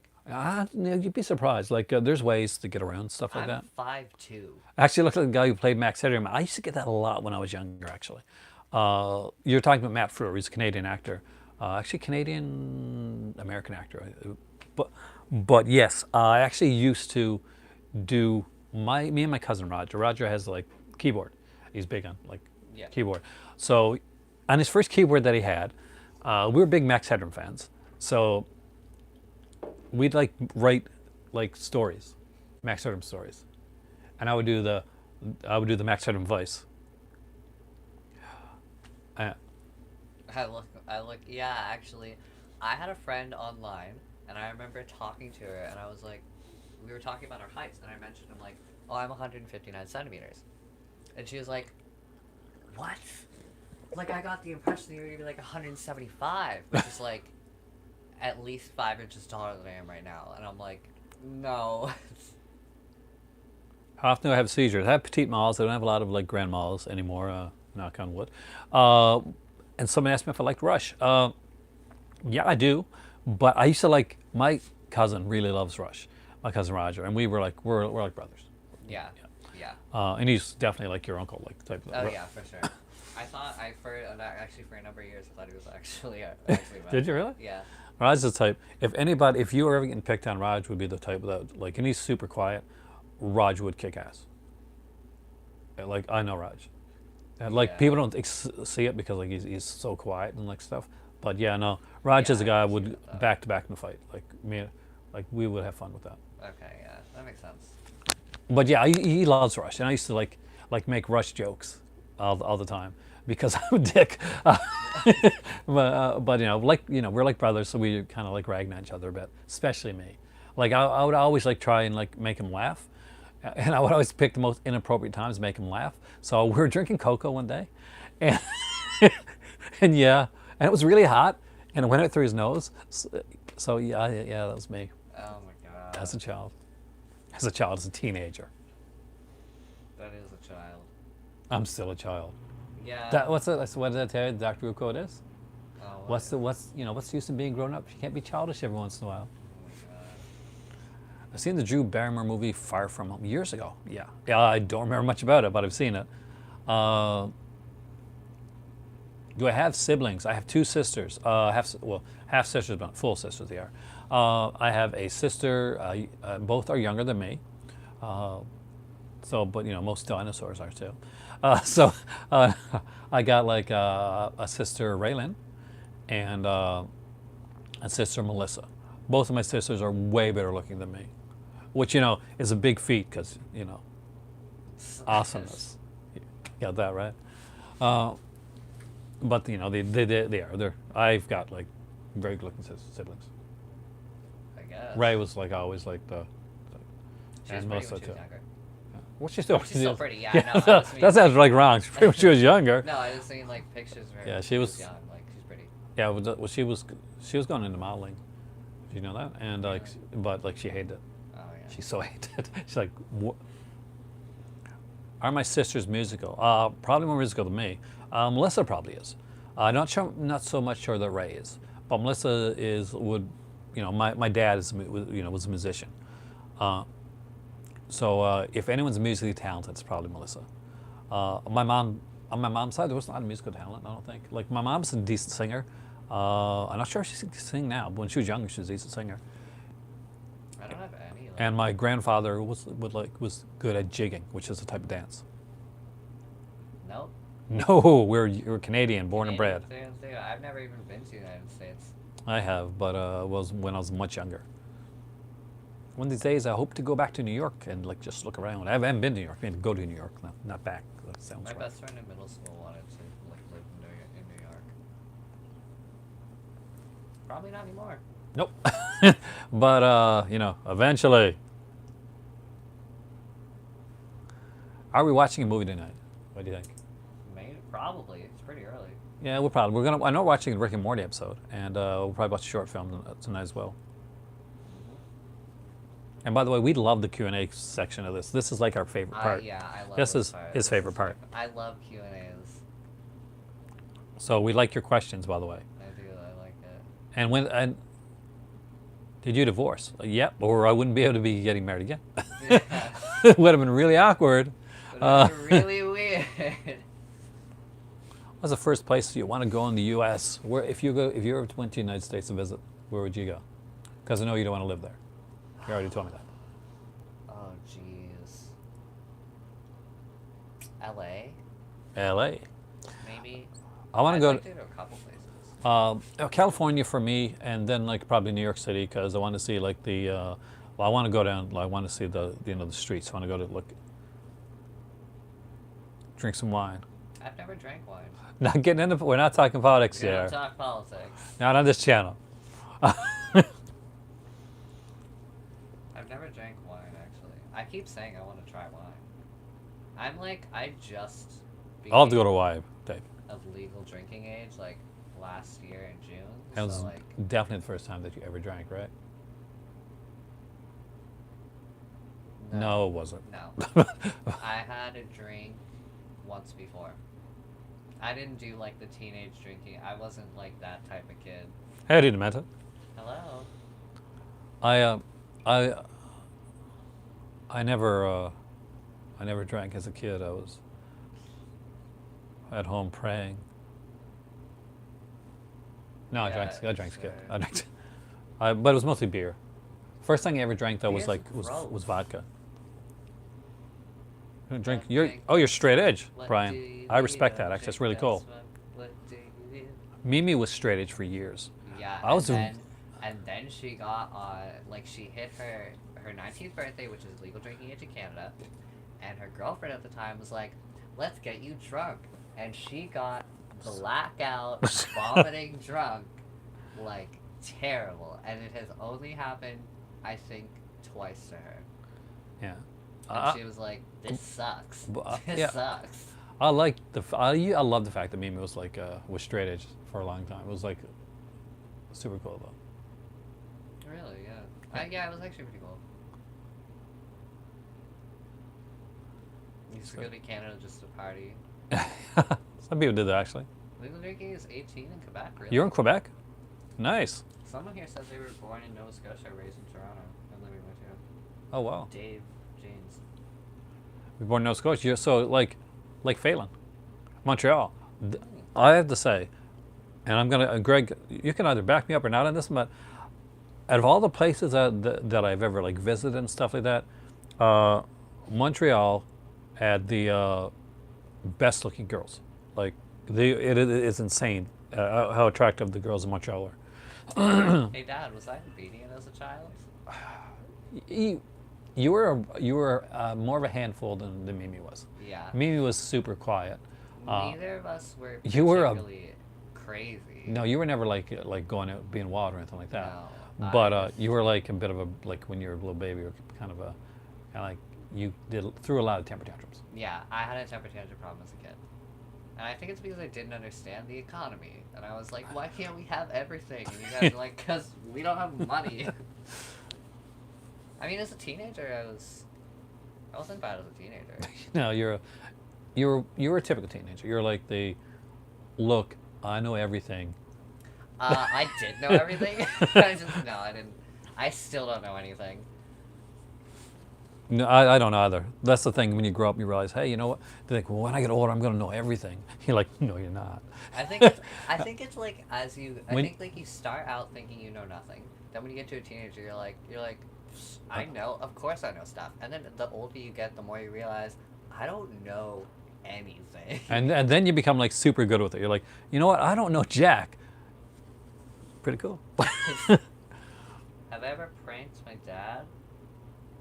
I don't think so. Not really. No, No. not really. No, I'm My not my like sister Raylan was a merciless prank though. really. Oh my God! That makes sense. Yeah. One day I was sleeping in Corner Brook, and she runs in, screaming and crying, said that this kid was like bullying her. I'm like, wanted to beat her up. So I run outside, like right away, brother mode. Yeah. I'm getting ready to kick this kid's butt. I hear laughter. I hear the door lock behind me. I turn around to look, and I can see my reflection in the door. And there's like a ton of makeup on my face. Oh my Like, god. Raylene has made up my entire face. She's put lipstick on me. She's got like the big blush cheeks and stuff like that. She's done the eyeshadow on that. She's completely messed up, done up my face. And she locked me outside. Wow. That is Raylene. That, in a nutshell. Oh my god. That's good. How old were you then? I was going to grade 9, probably about 14, 15 years old. Okay, so you wouldn't have been at the owning an age yet. Read your comment above. What's the comment above? Uh, his comment above is his brother, wife, and nephews live in Montreal. They're still U.S. citizens. Montreal, it is a great place. It really is. And there's such good food there, too. Go to Schwartz. Every time I go to Montreal, go to Schwartz. Do I dress up for Halloween? I do sometimes. I like to, if I'm at work. Obviously, I don't. This year I didn't because I was on my own. I didn't this year either, but I ate last year. I got a horrible, sook face. Do we like Seinfeld? Not really. It's okay. I mean, I don't mind it. I mean, it's a funny show. Like, there's certain ones that are good. The early episodes are painful. Some of the early episodes are really painful to watch. But a master of my domain. That's a horrible Seinfeld impression. Do you have the sci-fi version of Alice in Wonderland movie called Alice? I do actually. I think I got that here somewhere. That's like the miniseries, right? If it's the miniseries one, I think I do. So the last time I dressed up for Halloween, I was supposed to be like a killer panda, and I had like this black Yeah, it was cool. suit, Actually. and I had this really cool mask on, but the mask broke, so all I had left was like this full body black suit. So I was like, I'm a shadow. That's cool. Actually. Yeah, it was a really good save. What's What's our favorite holiday? my birthday? Coming up on March 31st. I love Christmas. I love it. I'm a Christmas. Yeah, I like Halloween. I like Halloween. I like Christmas. I love the big holidays. Have we ever been to the beach? Yeah. Lots of times. Yeah. There's a beach just close to outside here actually. Calhoun. There's a beach close to here, and we Yeah. go to. I love the beach. You guys were like sticklers, like, oh, we're doing the beach, and nothing to do. We're just gonna lie in the sun. Lying in the sun sounds good. I don't know. The beach is It's nice. Die Hard, of course, is a Christmas movie. It's literally about a guy going to see his wife on Christmas at the plaza. Hey, my own birthday. Alan, I don't just to let you know, my birthday, and my family will back this up. I don't celebrate my birthday. I celebrate my birthday month. Yeah. So, You just saying. celebrate your birthday month for like 3 months. You're like, My birth- on my birthday in like February, then like all through April, you're like, it was just my birthday. Yeah. How can you say this to me when my birthday was just last month? It's like, Shouldn't you still be buying me presents? is TV maybe a little worse than movies? No, I like both actually, and I love TV. And like a lot of people like say we're going through another golden age of TV. I think like older TV is super underrated. Today I sat down at work in between when I was on my break, of course, and I watched Trapper John MD, which I love. That's a show that I used to love when I was younger. And if you've never seen Trapper John MD, you kind of should have because it was a really good show with Pernell Roberts and Gregory Harrison and Christopher Norris. She was gorgeous. Christopher Norris always got mixed up. Like everybody thought, is that Melanie Griffith? No, it's Christopher Norris. She looked a lot like her. She had like short, like blonde hair. Was really attractive and stuff. Okay. Actually, here I'll show you a picture and you'll see what I mean. Because you know Melanie Griffith is right. Uh huh. Do you? Maybe. So if anybody doesn't know Christopher Norris is, she was an actress. She retired early though. So I think his name's Brian. Kubrick Lover, 1972. Yeah, that's right. He likes shows like Mad Men, Seinfeld, Early Simpson, and Breaking Bad. Do we like those? Do you like those? I do. Like I love Mad Men. Like I like Seinfeld. But Early Simpsons is great. yeah, like later Simpsons sucks. I haven't seen any of later Simpsons. Oh my god, who the hell is this? Early Simpsons pretty great. Never seen Breaking Bad. Never seen Mad Men. Oh, Breaking Bad's good. So this is Christopher Norris. Okay. Her. She kind of looks like a mom. Oh, not when. Oh, no. Got a younger Melanie Griffith. Got to find her younger. They do look alike. They do, yeah. So Christopher Norris and Melanie Griffith. Look them up sometime, guys. What is that red box set above the shelf by the light on your right? Gone with the Wind. Ah. Oh, you mean that one? If you mean the bigger than Gone with the Wind, if you mean the other one that got like a red, like casing in it, it's a film noir box set that's out of print now. That was put out by Kino Lorber. Do I work or just college? I work as well as go to college. Yep. University, actually. He's a working student. Mm-hmm. Do we like anime? Yep. Yeah, kind of. I'm not like... Robotech is his favorite anime of all time. No. I'm not huge on anime and stuff, but like... It's the same. Yeah, it's good.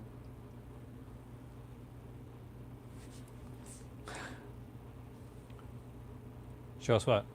I guess you need to Gone with the Wind.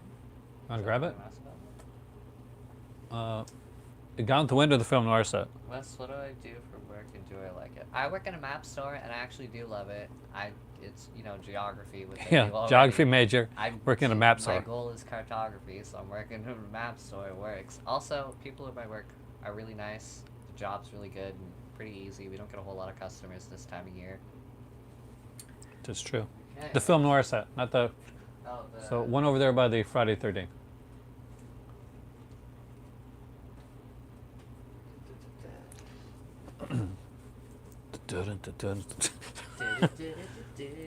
Film noir, The Dark Side of Hollywood. This is an out of print set by Kino Lorber. There is a Dark Side of like whatever. That's a Blu-ray set they put out. It's not the same films, just so you know. Well, Wes looks at your questions. I'll actually show these to you, so you guys can keep asking questions while I do this. I did not see the Miss Universe clip about maps. Behind Locked Doors. Love this cover. Love these covers, by the way. Not this one so much, though. Railroaded. I love all animals. Same. The Long Night. Ooh, we'll find out soon. Hangmen Also Die. And to answer your question, Joan Crawford in Sudden Fear. Penguins are so cute. Have you ever seen the clip of the penguins where like they're all running and one of them falls and it goes like eh, and then all the other ones are like ah. It's so cute. Turtles.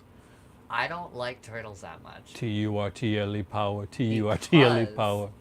Like when I was a kid, I remember someone had a turtle. Yes, I've ridden horse, and so I have you. also ridden horse. Someone had a turtle, and I was like, "Oh, cool, a turtle." And they're like, "If you touch a turtle, you gotta wash your hands because it's really dangerous." And I was like, "Are turtles poisonous?" No, they're not. Yeah, I got a pretty good ever Kino since collection. then. Yeah. Actually, I'll do my Kino collection soon. I got a pretty good Kino collection.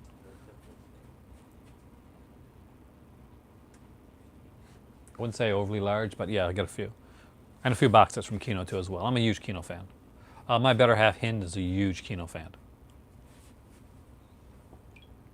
Peace. Ferrets. I love ferrets. When I was a kid, my We best rode friend, camels too. had ferrets, and they were really cute. And one of them bit me on the arm, like right here, and I had a scar there for years. And I was like, ferrets suck. We've also rode camels, by the way. Yeah, we have. And the video, if you go back in nice ways, it's on my YouTube channel. Just a short video of us riding camels and me looking Way terrified. back. Favorite Pete Walker film? The Comeback. Not a popular choice, but Comeback's. It's as close to like English giallo as you get, and I really like The Comeback. Whale watching? Have we? I think so. Yeah, I think once. Yeah, like years ago, a few years Yeah. back. Yeah, because like there's like a place to go. Most depressing movie I've ever seen. Halloween 2, or Rob Simon's Halloween 2. No, I once watched the Serbian film, and I really regretted it. Favorite Christopher Walken film? Favorite Chris Walken film? I don't know. I love Chris Walken. King of New York's really good. That's underrated. One underrated Chris Walken film to check out. King of New York. Definitely check that one out. But Lee did a lot of good films. But I'm going to go with King of New York because I think it's an underrated one. Favorite horror movie sequel? What do you want? What are you going to go with? I don't know. Sequels. What's your favorite sequel? I don't know. I don't know. Obviously, Do you you know. remember that clip? It's like, oh, probably not. That's a Game Grumps thing. Uh, I was never big on those guys. No, but that was a really funny clip. I like King. I give King New York another. Brian, I am going to have to come there and make you watch the movies and reevaluate them. I'll be like, I'll give you a different perspective on these films. Uh, I don't know what my favorite sequel is. Let's go with. I really liked. Everybody hates it one. Friday 13th Part 5. I'll say that because everybody hates it, but I love it. Probably not really my favorite sequel though, but probably Silent Night, Dead Night Part 2. That was a really good sequel as well. Gremlins 2. Gremlins 2 is way better than people let on it the first time they saw it. So is Small Soldiers. Give Small Soldiers a rewatch. Actually works. Remember You know what sequel sucks? What? The Little Mermaid sequel. I thought Where you. her I thought daughter you were wants gonna say the Fox and the Hound sequel. Okay, the Fox and the Hound sequel sucks, but also the Fox and the Hound sucks. I don't have the Pac-Man one. I wish I did. These aren't horror movies, these are just terrible sequels I'm talking Yeah. about, by the way. The Fox and the Hound sucks. The Fox and the Hound Aw. sequel sucks. Toy Story 2 is a good sequel. Yeah. Yeah. That's a good question. Like, what's the worst sequel? What's the best sequel? That type of thing. The donut question with the director. That was a good question. I'm not sure who said that one, but That was a really good question. yeah. It's one of those cool outside the box questions. Like, if you were a tree, what type of tree would you be?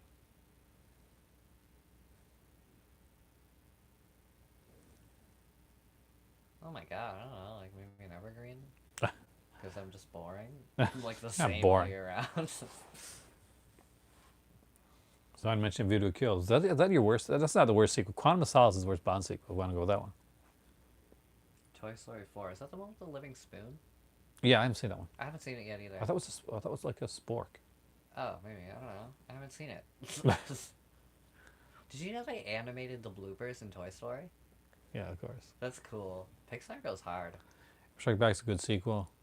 Godfather 1 is like Godfather 2. A lot of people like Godfather 2 more. What's the best place in Canada to visit? You like Quantum? I hate Quantum. I like unabashedly. That's one of my least favorite movies of all time because it's badly made. The best place in Canada to visit depends on what you want to see. Like, if you like cities, you'd want to go to, like, Vancouver or Ontario. If you like rural places, you'd want to go to, like, maybe Newfoundland. the north, Newfoundland. Yeah. Newfoundland. If hands down you go to Newfoundland, you're going to get some of the city part of it. You go to St. John's Way. You go the other end of it. You're going to get like mountainous areas and like places to check out. No, License to Kill is good. Any of the Timothy Dalton ones are good. Timothy Dalton portrays probably hands down one of the best versions of like the book, actual character of Bond. 2, Quantum of Solace is horribly shot too, and I can't get past that. It's shaky and badly done. The guy obviously didn't do like Wasn't good at action camera work. Do you have Attack of the Killer Donuts? No, I do not actually. Best directorial debut. Huh.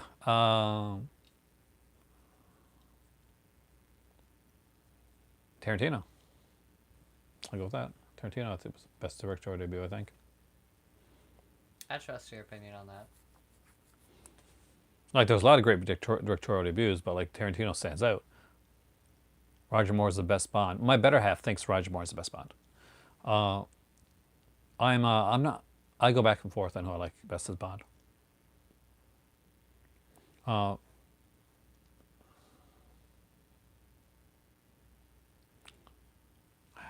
Quantum is a good video game, but it's not a good film because the video game people did a better job of doing the movie. You watched Bananas and Pajamas, didn't you? I did when I was a kid, yeah. Bananas in pajamas are coming down the stairs. Bananas in pajamas are chasing teddy bears. Psycho bananas. I also grew up with Roger Moore because I'm of the age, like to see the Roger Moore ones in theater. Quantum started shaky. Is that what started? It had a horrible chasing at the beginning of the film, you could barely follow because he just didn't do the camera work well. Not quite sure who did the cinematography, but it was like if I was like to start shaking this right now, I'm like, oh look, see how edgy this is. We're gonna argue about this one. We debate this one. Why not argue? Because it's nothing. Live action or CGI? Oh, live action. Yeah, I think it's live action. It was live action, yeah. Yeah.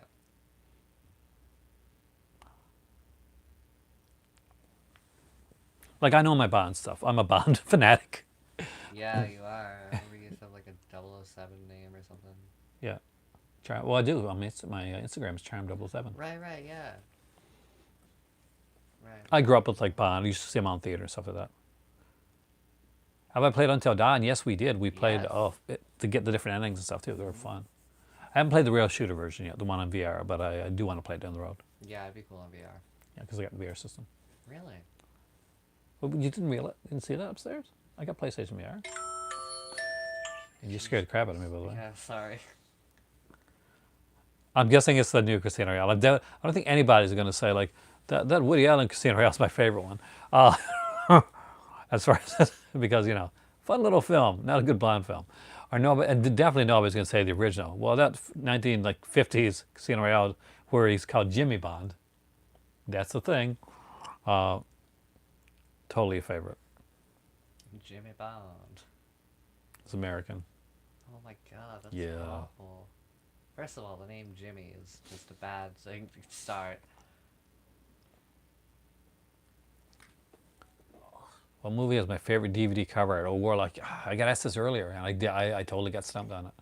I did actually. I'm gonna do a cover art video. That's what I'm gonna have to do. Favorite movie soundtrack? I like Footloose. If you're like actual like soundtracks like that. If you're talking about like just scores and stuff, like Tenebrae stands out a lot. I don't have Speed Zone actually. I do want to get that one though, Alan. I like Cannibal Run movies. What was that like movie soundtrack that you had on record that you loved? Wait, oh God, which one was that? I know Mimi picked up Phantom of the Paradise, Oh. which Oh, I yeah. love Phantom of the Paradise. Yeah, that was good. I think that Demons has an amazing soundtrack. What's the most disgusting DVD, Blu-ray, VHS cover I've ever seen? I don't know. I'd probably go, but maybe it's probably Human Centipede then, because they're pretty bad. Have you ever slipped on ice? That's why my knee is the way it is right now. I slipped on ice actually last year and destroyed my upper back. Take for a second. We'll ask Wes a couple questions while I do something. Okay. I'm gonna put this back. We do that, and I get it. Okay. So how are you all tonight? Have you seen the Jackass movies? I have not. Have we ever ice climbed? No, I don't think. What, have I ever ice climbed? Yeah. Not so much ice climbed. I did free climb though. Dad free climbed, but not ice climbed. Ice climbs with the students? That's so cool. Sounds scary, but cool. It sounds like something I do. I'm not taller than my dad. I am much shorter than pretty much everyone else in my family. Actually, I'm taller than my dad's mom, Yeah, you are. but it's not hard to get taller than her.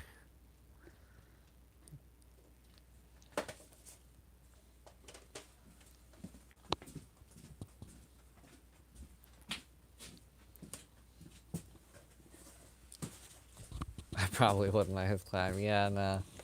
Seen the Korean action movie? Sharing? No, I haven't. I used to, but I haven't.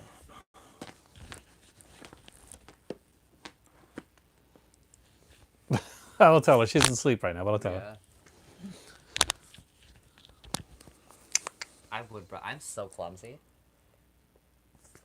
This is my Bond set. I love this. I watch this so much.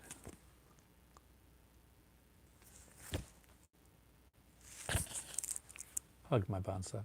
No. And because didn't originally have it in there, I also have Skyfall Steelbook. I love Skyfall. This is from Australia. Oh, really? I won a contest. The new Bond song is amazing.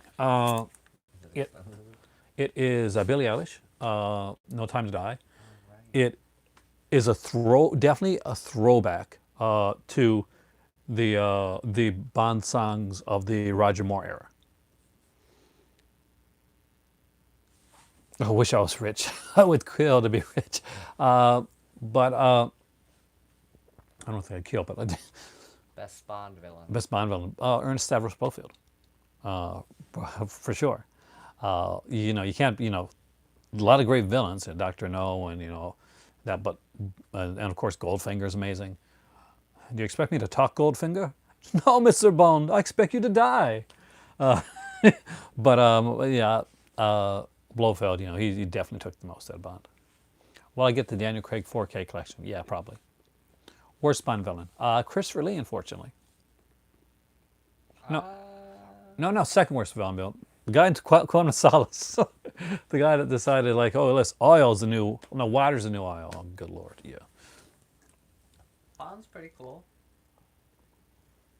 I don't love Bond films. You must love Bond. I haven't seen a lot of them. Want to watch one?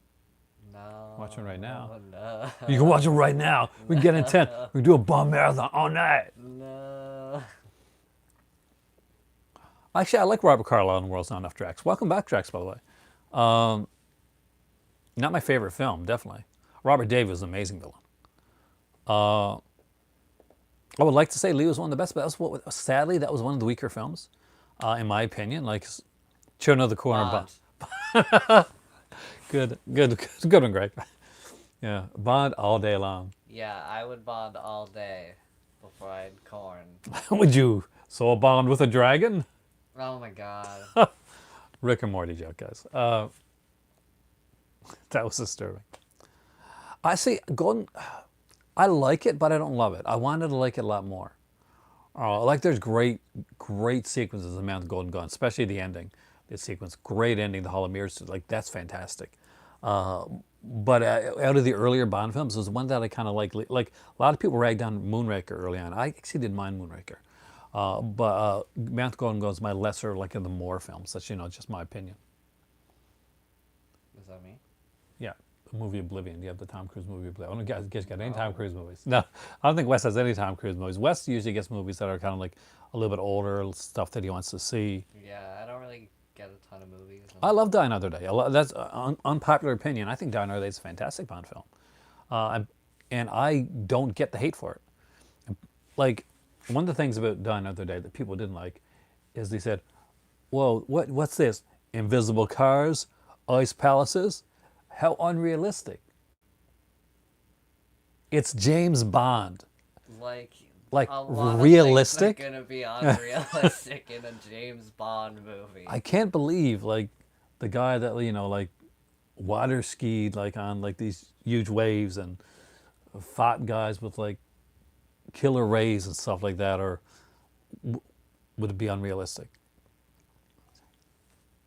Oh, of James course. Bond reminded me of like one of my favorite memes, which is like Bond's name's the James. Like what? It's like Bames Non's having a strong colobondulance. It's The so hell. funny. I don't know. It's just really funny. But no, I'm a huge fan. Opening scene down there is great. I really wish, and I guess I'm going to be the minority with this one. I wanted to see Jinx films. Sea of Love, actually, the Al Pacino. If you're talking about the Al Pacino film, I actually really like Sea of Love, with Ellen Barkin, right? I think it's Ellen Barkin. Yeah, I did. I like a lot. I really like the kind of that genre of film. So like the thriller, like the kind of like often like the softcore or like thrillers, like the Basic Instincts, the Night Eyes, the body chemistry stuff like that. I'm a huge fan of those. And one of like the saddest things for me is that none of those are out on Blu-ray. And I would love to see Vinegar Syndrome put them out. Night Eyes especially. Night Eyes made me want to be a security guard, like the guy that like puts up the cameras. You never seen Night Eyes films, I don't think, did you? No, So basically, it was about this guy Andrew Stevens, and he had like a security. His brother had a security company called Night Eyes Security, and they would like put up like the cameras and stuff like that. So he sees this girl, and they kind of like they have a like she's really sexy, and so stuff happens. But there's a killer too that he has to catch. okay. And like sometimes in one or two of the films, like the girl that turns to be like the Oh, the bad. color. Yeah, Yeah. Okay. Do you like the Matt Damon Bourne films?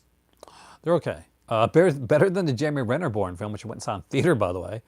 And I just waited for something to happen, and often in the Jeremy Renner one, nothing happened. Do I remember Gotcha? Gotcha, where one. Yes, I do remember Gotcha. Actually, I like that a lot. I remember the theme song Gotcha. It was a fun film. I also remember Tag the Assassination Game as well. Why was Judi Dench? Because she was a good actress actually, and they were lucky to get her. That's why I say. And they went through. She got the complete arc. Do I like Brian De Palma's Scarface remake? I do. I'm not like MTV Cribs about it. Like where like I used to watch a show called MTV Cribs. I'm sure you guys saw it. Yeah, probably. And basically, if you had like a rapper, like a kind of a gangster type guy, they'd be going through the house like, oh, here's my cars, and here's my pool table, and here's my Scarface thing, cause I'm gangster. Look at all my Scarface stuff. So yeah, Do you like The Matrix and also the sequels? I like Matrix. I wasn't so big in the sequels. My better half swears by all of them. Really? I'm actually excited about the fourth one though. Keanu Reeves, man, one of the nicest guys in Hollywood. Kind of Sosa for what is Sosa? For breakfast. Is it a quote? Probably isn't. Probably not thinking of it. Keanu Reeves is great. Yeah, he is. Like he literally is.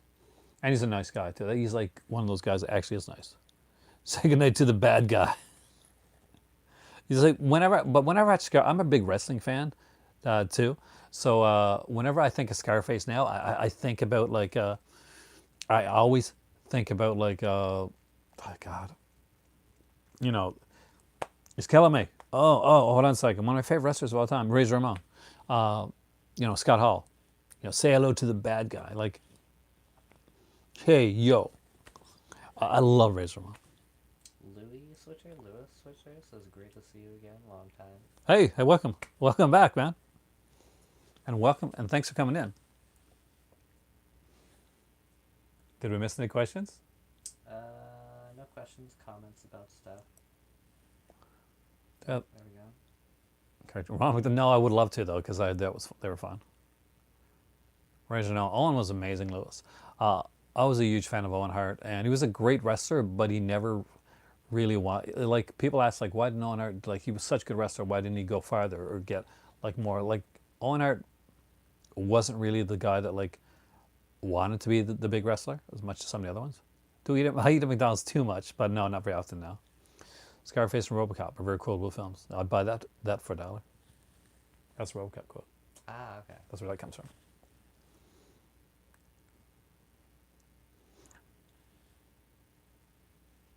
Gravitate towards the mid-carders. Bob Holly, really? I didn't move. For a second, I said move Bob Holly. We like Bob Holly, like get there and make now move me.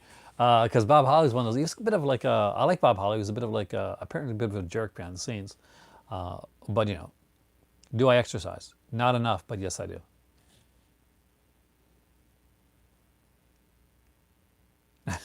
We got some like Scarface quotes there. What's the nicest movie theater in Nova Scotia? The drive-in. Definitely the drive-in. Did I like The Irishman? I didn't watch all of it yet. I sat down and watch it. It was later in the evening. It's a long film, so I haven't got through it yet. Apparently there's But a Jimmy Hoffa, I liked what I've seen of it. apparently there's a movie theater in like an IMAX theater in Dartmouth Oh, that's cool. got like the seats move and everything. Oh, It's like nice. decked out or something. Mimi really wants to go to it. Have I got the Pet Cemetery 2 Blu-ray yet? Not yet, Lois. I got to get that one. I'm a big fan. I like Clancy Brown, so I'll get that one. Did I like Goodfellas? Do it. Yes, I love Goodfellas. Did you like Goodfellas? You've seen Goodfellas? I don't think so. Joe Pesci? Yes. Like, am I funny to you? Or do I make you laugh? Oh, I've never seen it. I've seen clips of it. Great film. A huge fan of that film. Well, funny to you. I make you laugh.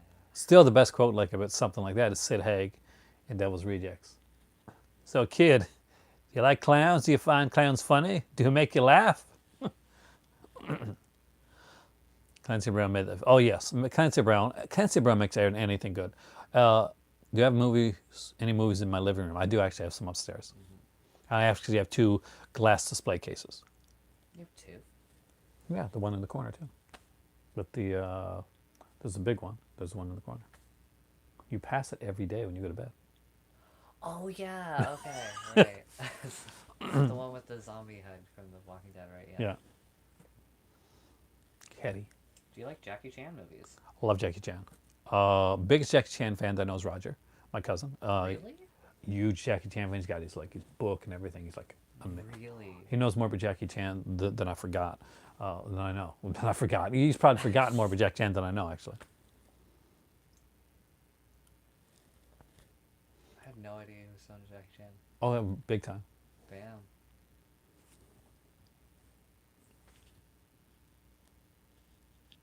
Yeah, I love Devil's Rejects. It was a fun film. Like a lot of people rag on Zombie, but he has made some good stuff. I have not seen the three from Hell yet.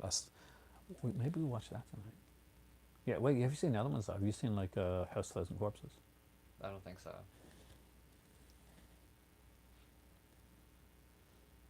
Do you think it's just? I do. Yeah, I mean, if Like a merch I'm for- all for like getting more money and getting more merch and stuff. Like, Maybe I could get a better like microphone at that point if I did something like that. yeah, actually, you know what? Start a merch store. Evil Dead versus Evil Dead 2. Evil Dead.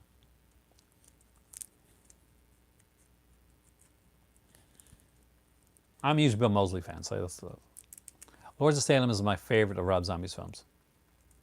Welcome back, Ricky. We're here so long that you're back again, see? Gotta be here long. The video's so nice, you saw us twice. That was actually really good. I'll give you that. Thank you. This has been a roller coaster ride viewership, though. Like Yeah. from 30 to 10 to... Like, They're still going. Yeah, this is a big one. We wanted to go out on a big one. I actually love being here. I didn't when I was a kid, but I love it. Hey, Cinematek, welcome. Oh. And you're good on camera. You're really good on Thank camera. you. Yeah. I wanted to be an actor when I was a kid. What's the most boring film you ever saw? Boring? I don't know. I thought you were going to say Children of the Corn. Children of the Corn was like I think it was painfully boring. Is the thing. Anything like really, really boring. Whoa, is that a real thing? What? Jackie Chan disowned his daughter because she's a lesbian? I never heard anything about that, actually. We gotta find out if that's a real thing. You gotta look that up. I can't because my phone's 4%, but like... Check. Okay, some reason I doubt that, because I think... China over Hong Kong. That one sounds more realistic. Do we have a good sound system for movies? Yeah? Fairly decent. We got a Sonos. What's that? A lot of people are telling me that the sequels are better than like the first Children of the Corn, but you cannot win Here, me. You cannot win how here. bad is? I'm never going to see any of them. Jackie Chan's son got into drug trouble. That makes sense. I would imagine living in the shadow of your dad being that huge would be like. Did he disown his daughter? Due to homophobia. There's a story here, but I don't know if I believe it. I'd have to check it out. I mean, I guess it wouldn't like surprise me. He's an older dude, and maybe he's Yeah. like kind of like slightly out of touch. I Uh, mean, you know. no, yeah, I'd kind of like leave it at that because I don't really talk about the type of stuff on here. I just had to know if it's real. I mean, I'm not. I don't know. Who knows? Any recent Kino pickups, Dad? Not recently. Wish I would. Do I like? I think the Snake Eyes is underrated. So yes, I do. Want to make Exit too? Yeah.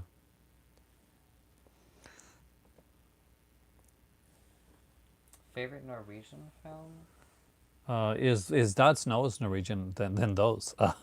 Dad Snow too, actually. I'm not sure if that's Norwegian or not, but if it is, Dad Snow too. Ever purged any of your collection? Several times actually before I started this collection. Ever see a film called The Colony with John Ritter? Sounds familiar, but I don't think if I have, I don't remember it. Cold Prey. That's the English title. I was trying to remember the English title, but I couldn't remember. What's the longest film you own? I don't. The longest film I own. I don't know. I mean, that's a good question. I'd have to look. Try and think of the longest film you can think of, and then think, do you have it? I think a lot of films are like Human Condition, but I don't have Human Condition stuff like that. Love Exposure is 4 hours long. Yeah, Do you own that? no. I don't know if I own Showgirls 2 now. I used to own that one. That was a pretty War long and film. Peace? I don't have War and Peace either.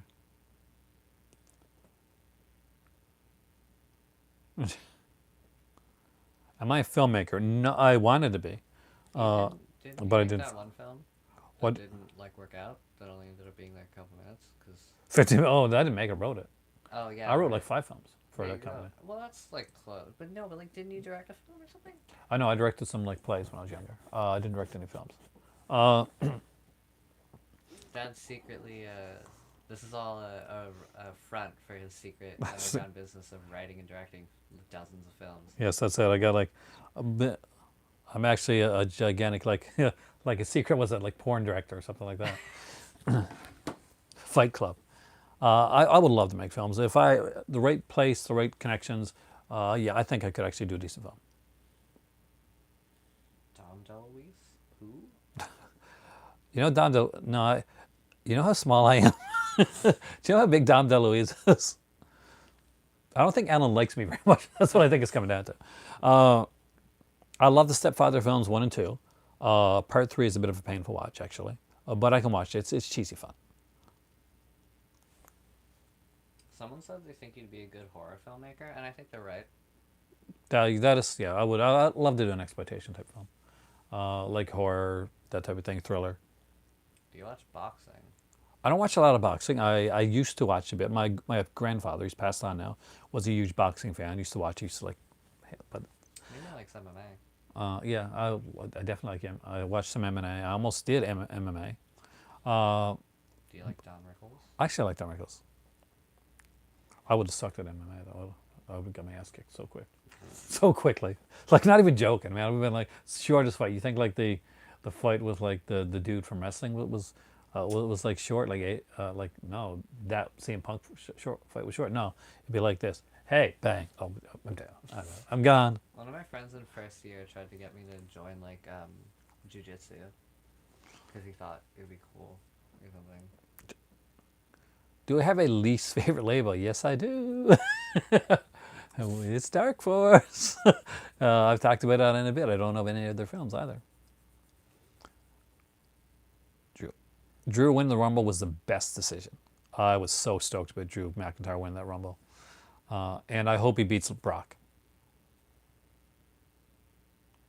I'm joking, Alan.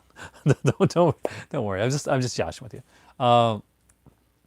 Did you just say just joshing with you? Joshing. That's Just a joshing. so unnatural. For Who me, it is. says that? I just did. That's just, you're just so old. I'm old. No one says that. You're so old.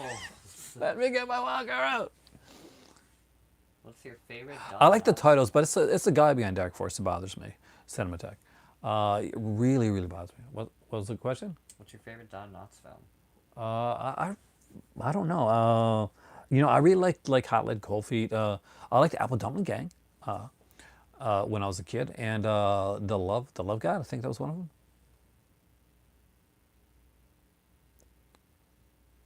I got a few like Mill Creek over there, like a whole stack of them. Body Parts Blue yet? Not yet. I wish. I want the body part. I like Eric Red stuff, so obviously I need body parts. That's an old soul and also an old body. Actually, I'm an old soul too, though. the crazy part is that whenever I'm at work, most people think that I'm younger than I am. Yeah.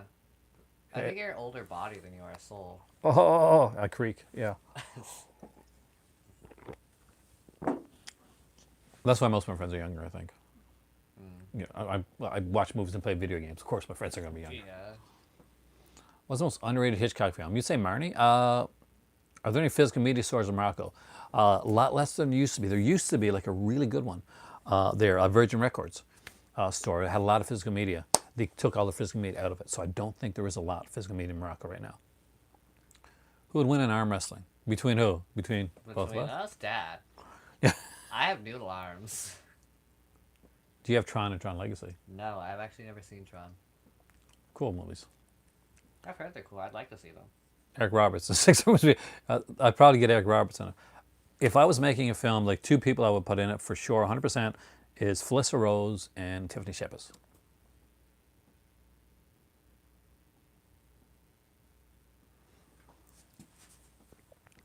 You know what's really cool in Morocco? What? The black market and Medina and stuff. Well, it's not really black market, but it's like, yeah, No, but you know, the like, you know, like yeah. all the knockoffs and stuff. Is this my longest stream? If it's not, it's pretty much got to be up there. What's the best video stores in Nova Scotia?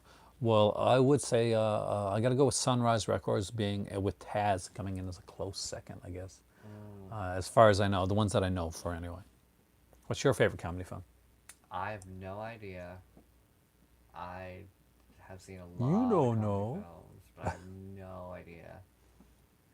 Maybe that. I mean,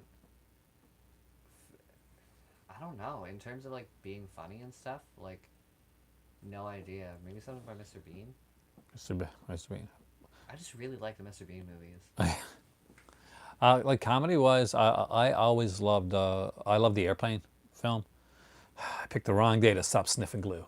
You ever seen Airplane? No. Oh, you got to see Airplane. Have you seen Superbad?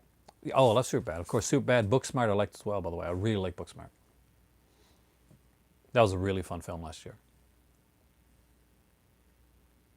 Axum. I don't know if I have Cinematheque, actually. Do you go to concerts often? No. I don't think I've been to a concert since like.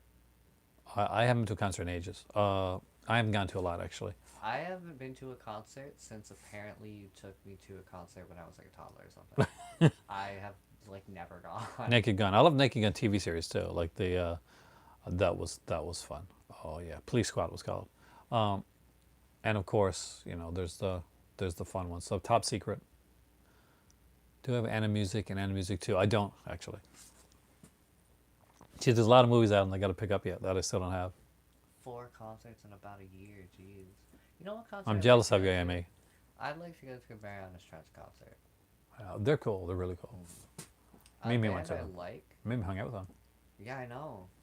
Apparently, Charlie was nervous, so like he was. He wanted to leave, and then Mimi had Yeah. to leave, yeah. But apparently, the drummer's really cool. Apparently, they're all really cool. My favorite Joe Dante film, The Howling, probably. Though I like a lot of his stuff. But The Howling is a favorite film of mine. I really like The Howling. What's my favorite silent movie? Oh, God, that's a hard one. But I'm going to go with, there's so many Charlie Chapmans and stuff, Harold Lloyds and that. Let's go with Safety First. Or Safety Last, whatever. Saved to last. Yeah. Haven't gotten any stage plays. Not lately, but I used to. I used to be in stage plays. I was going to act.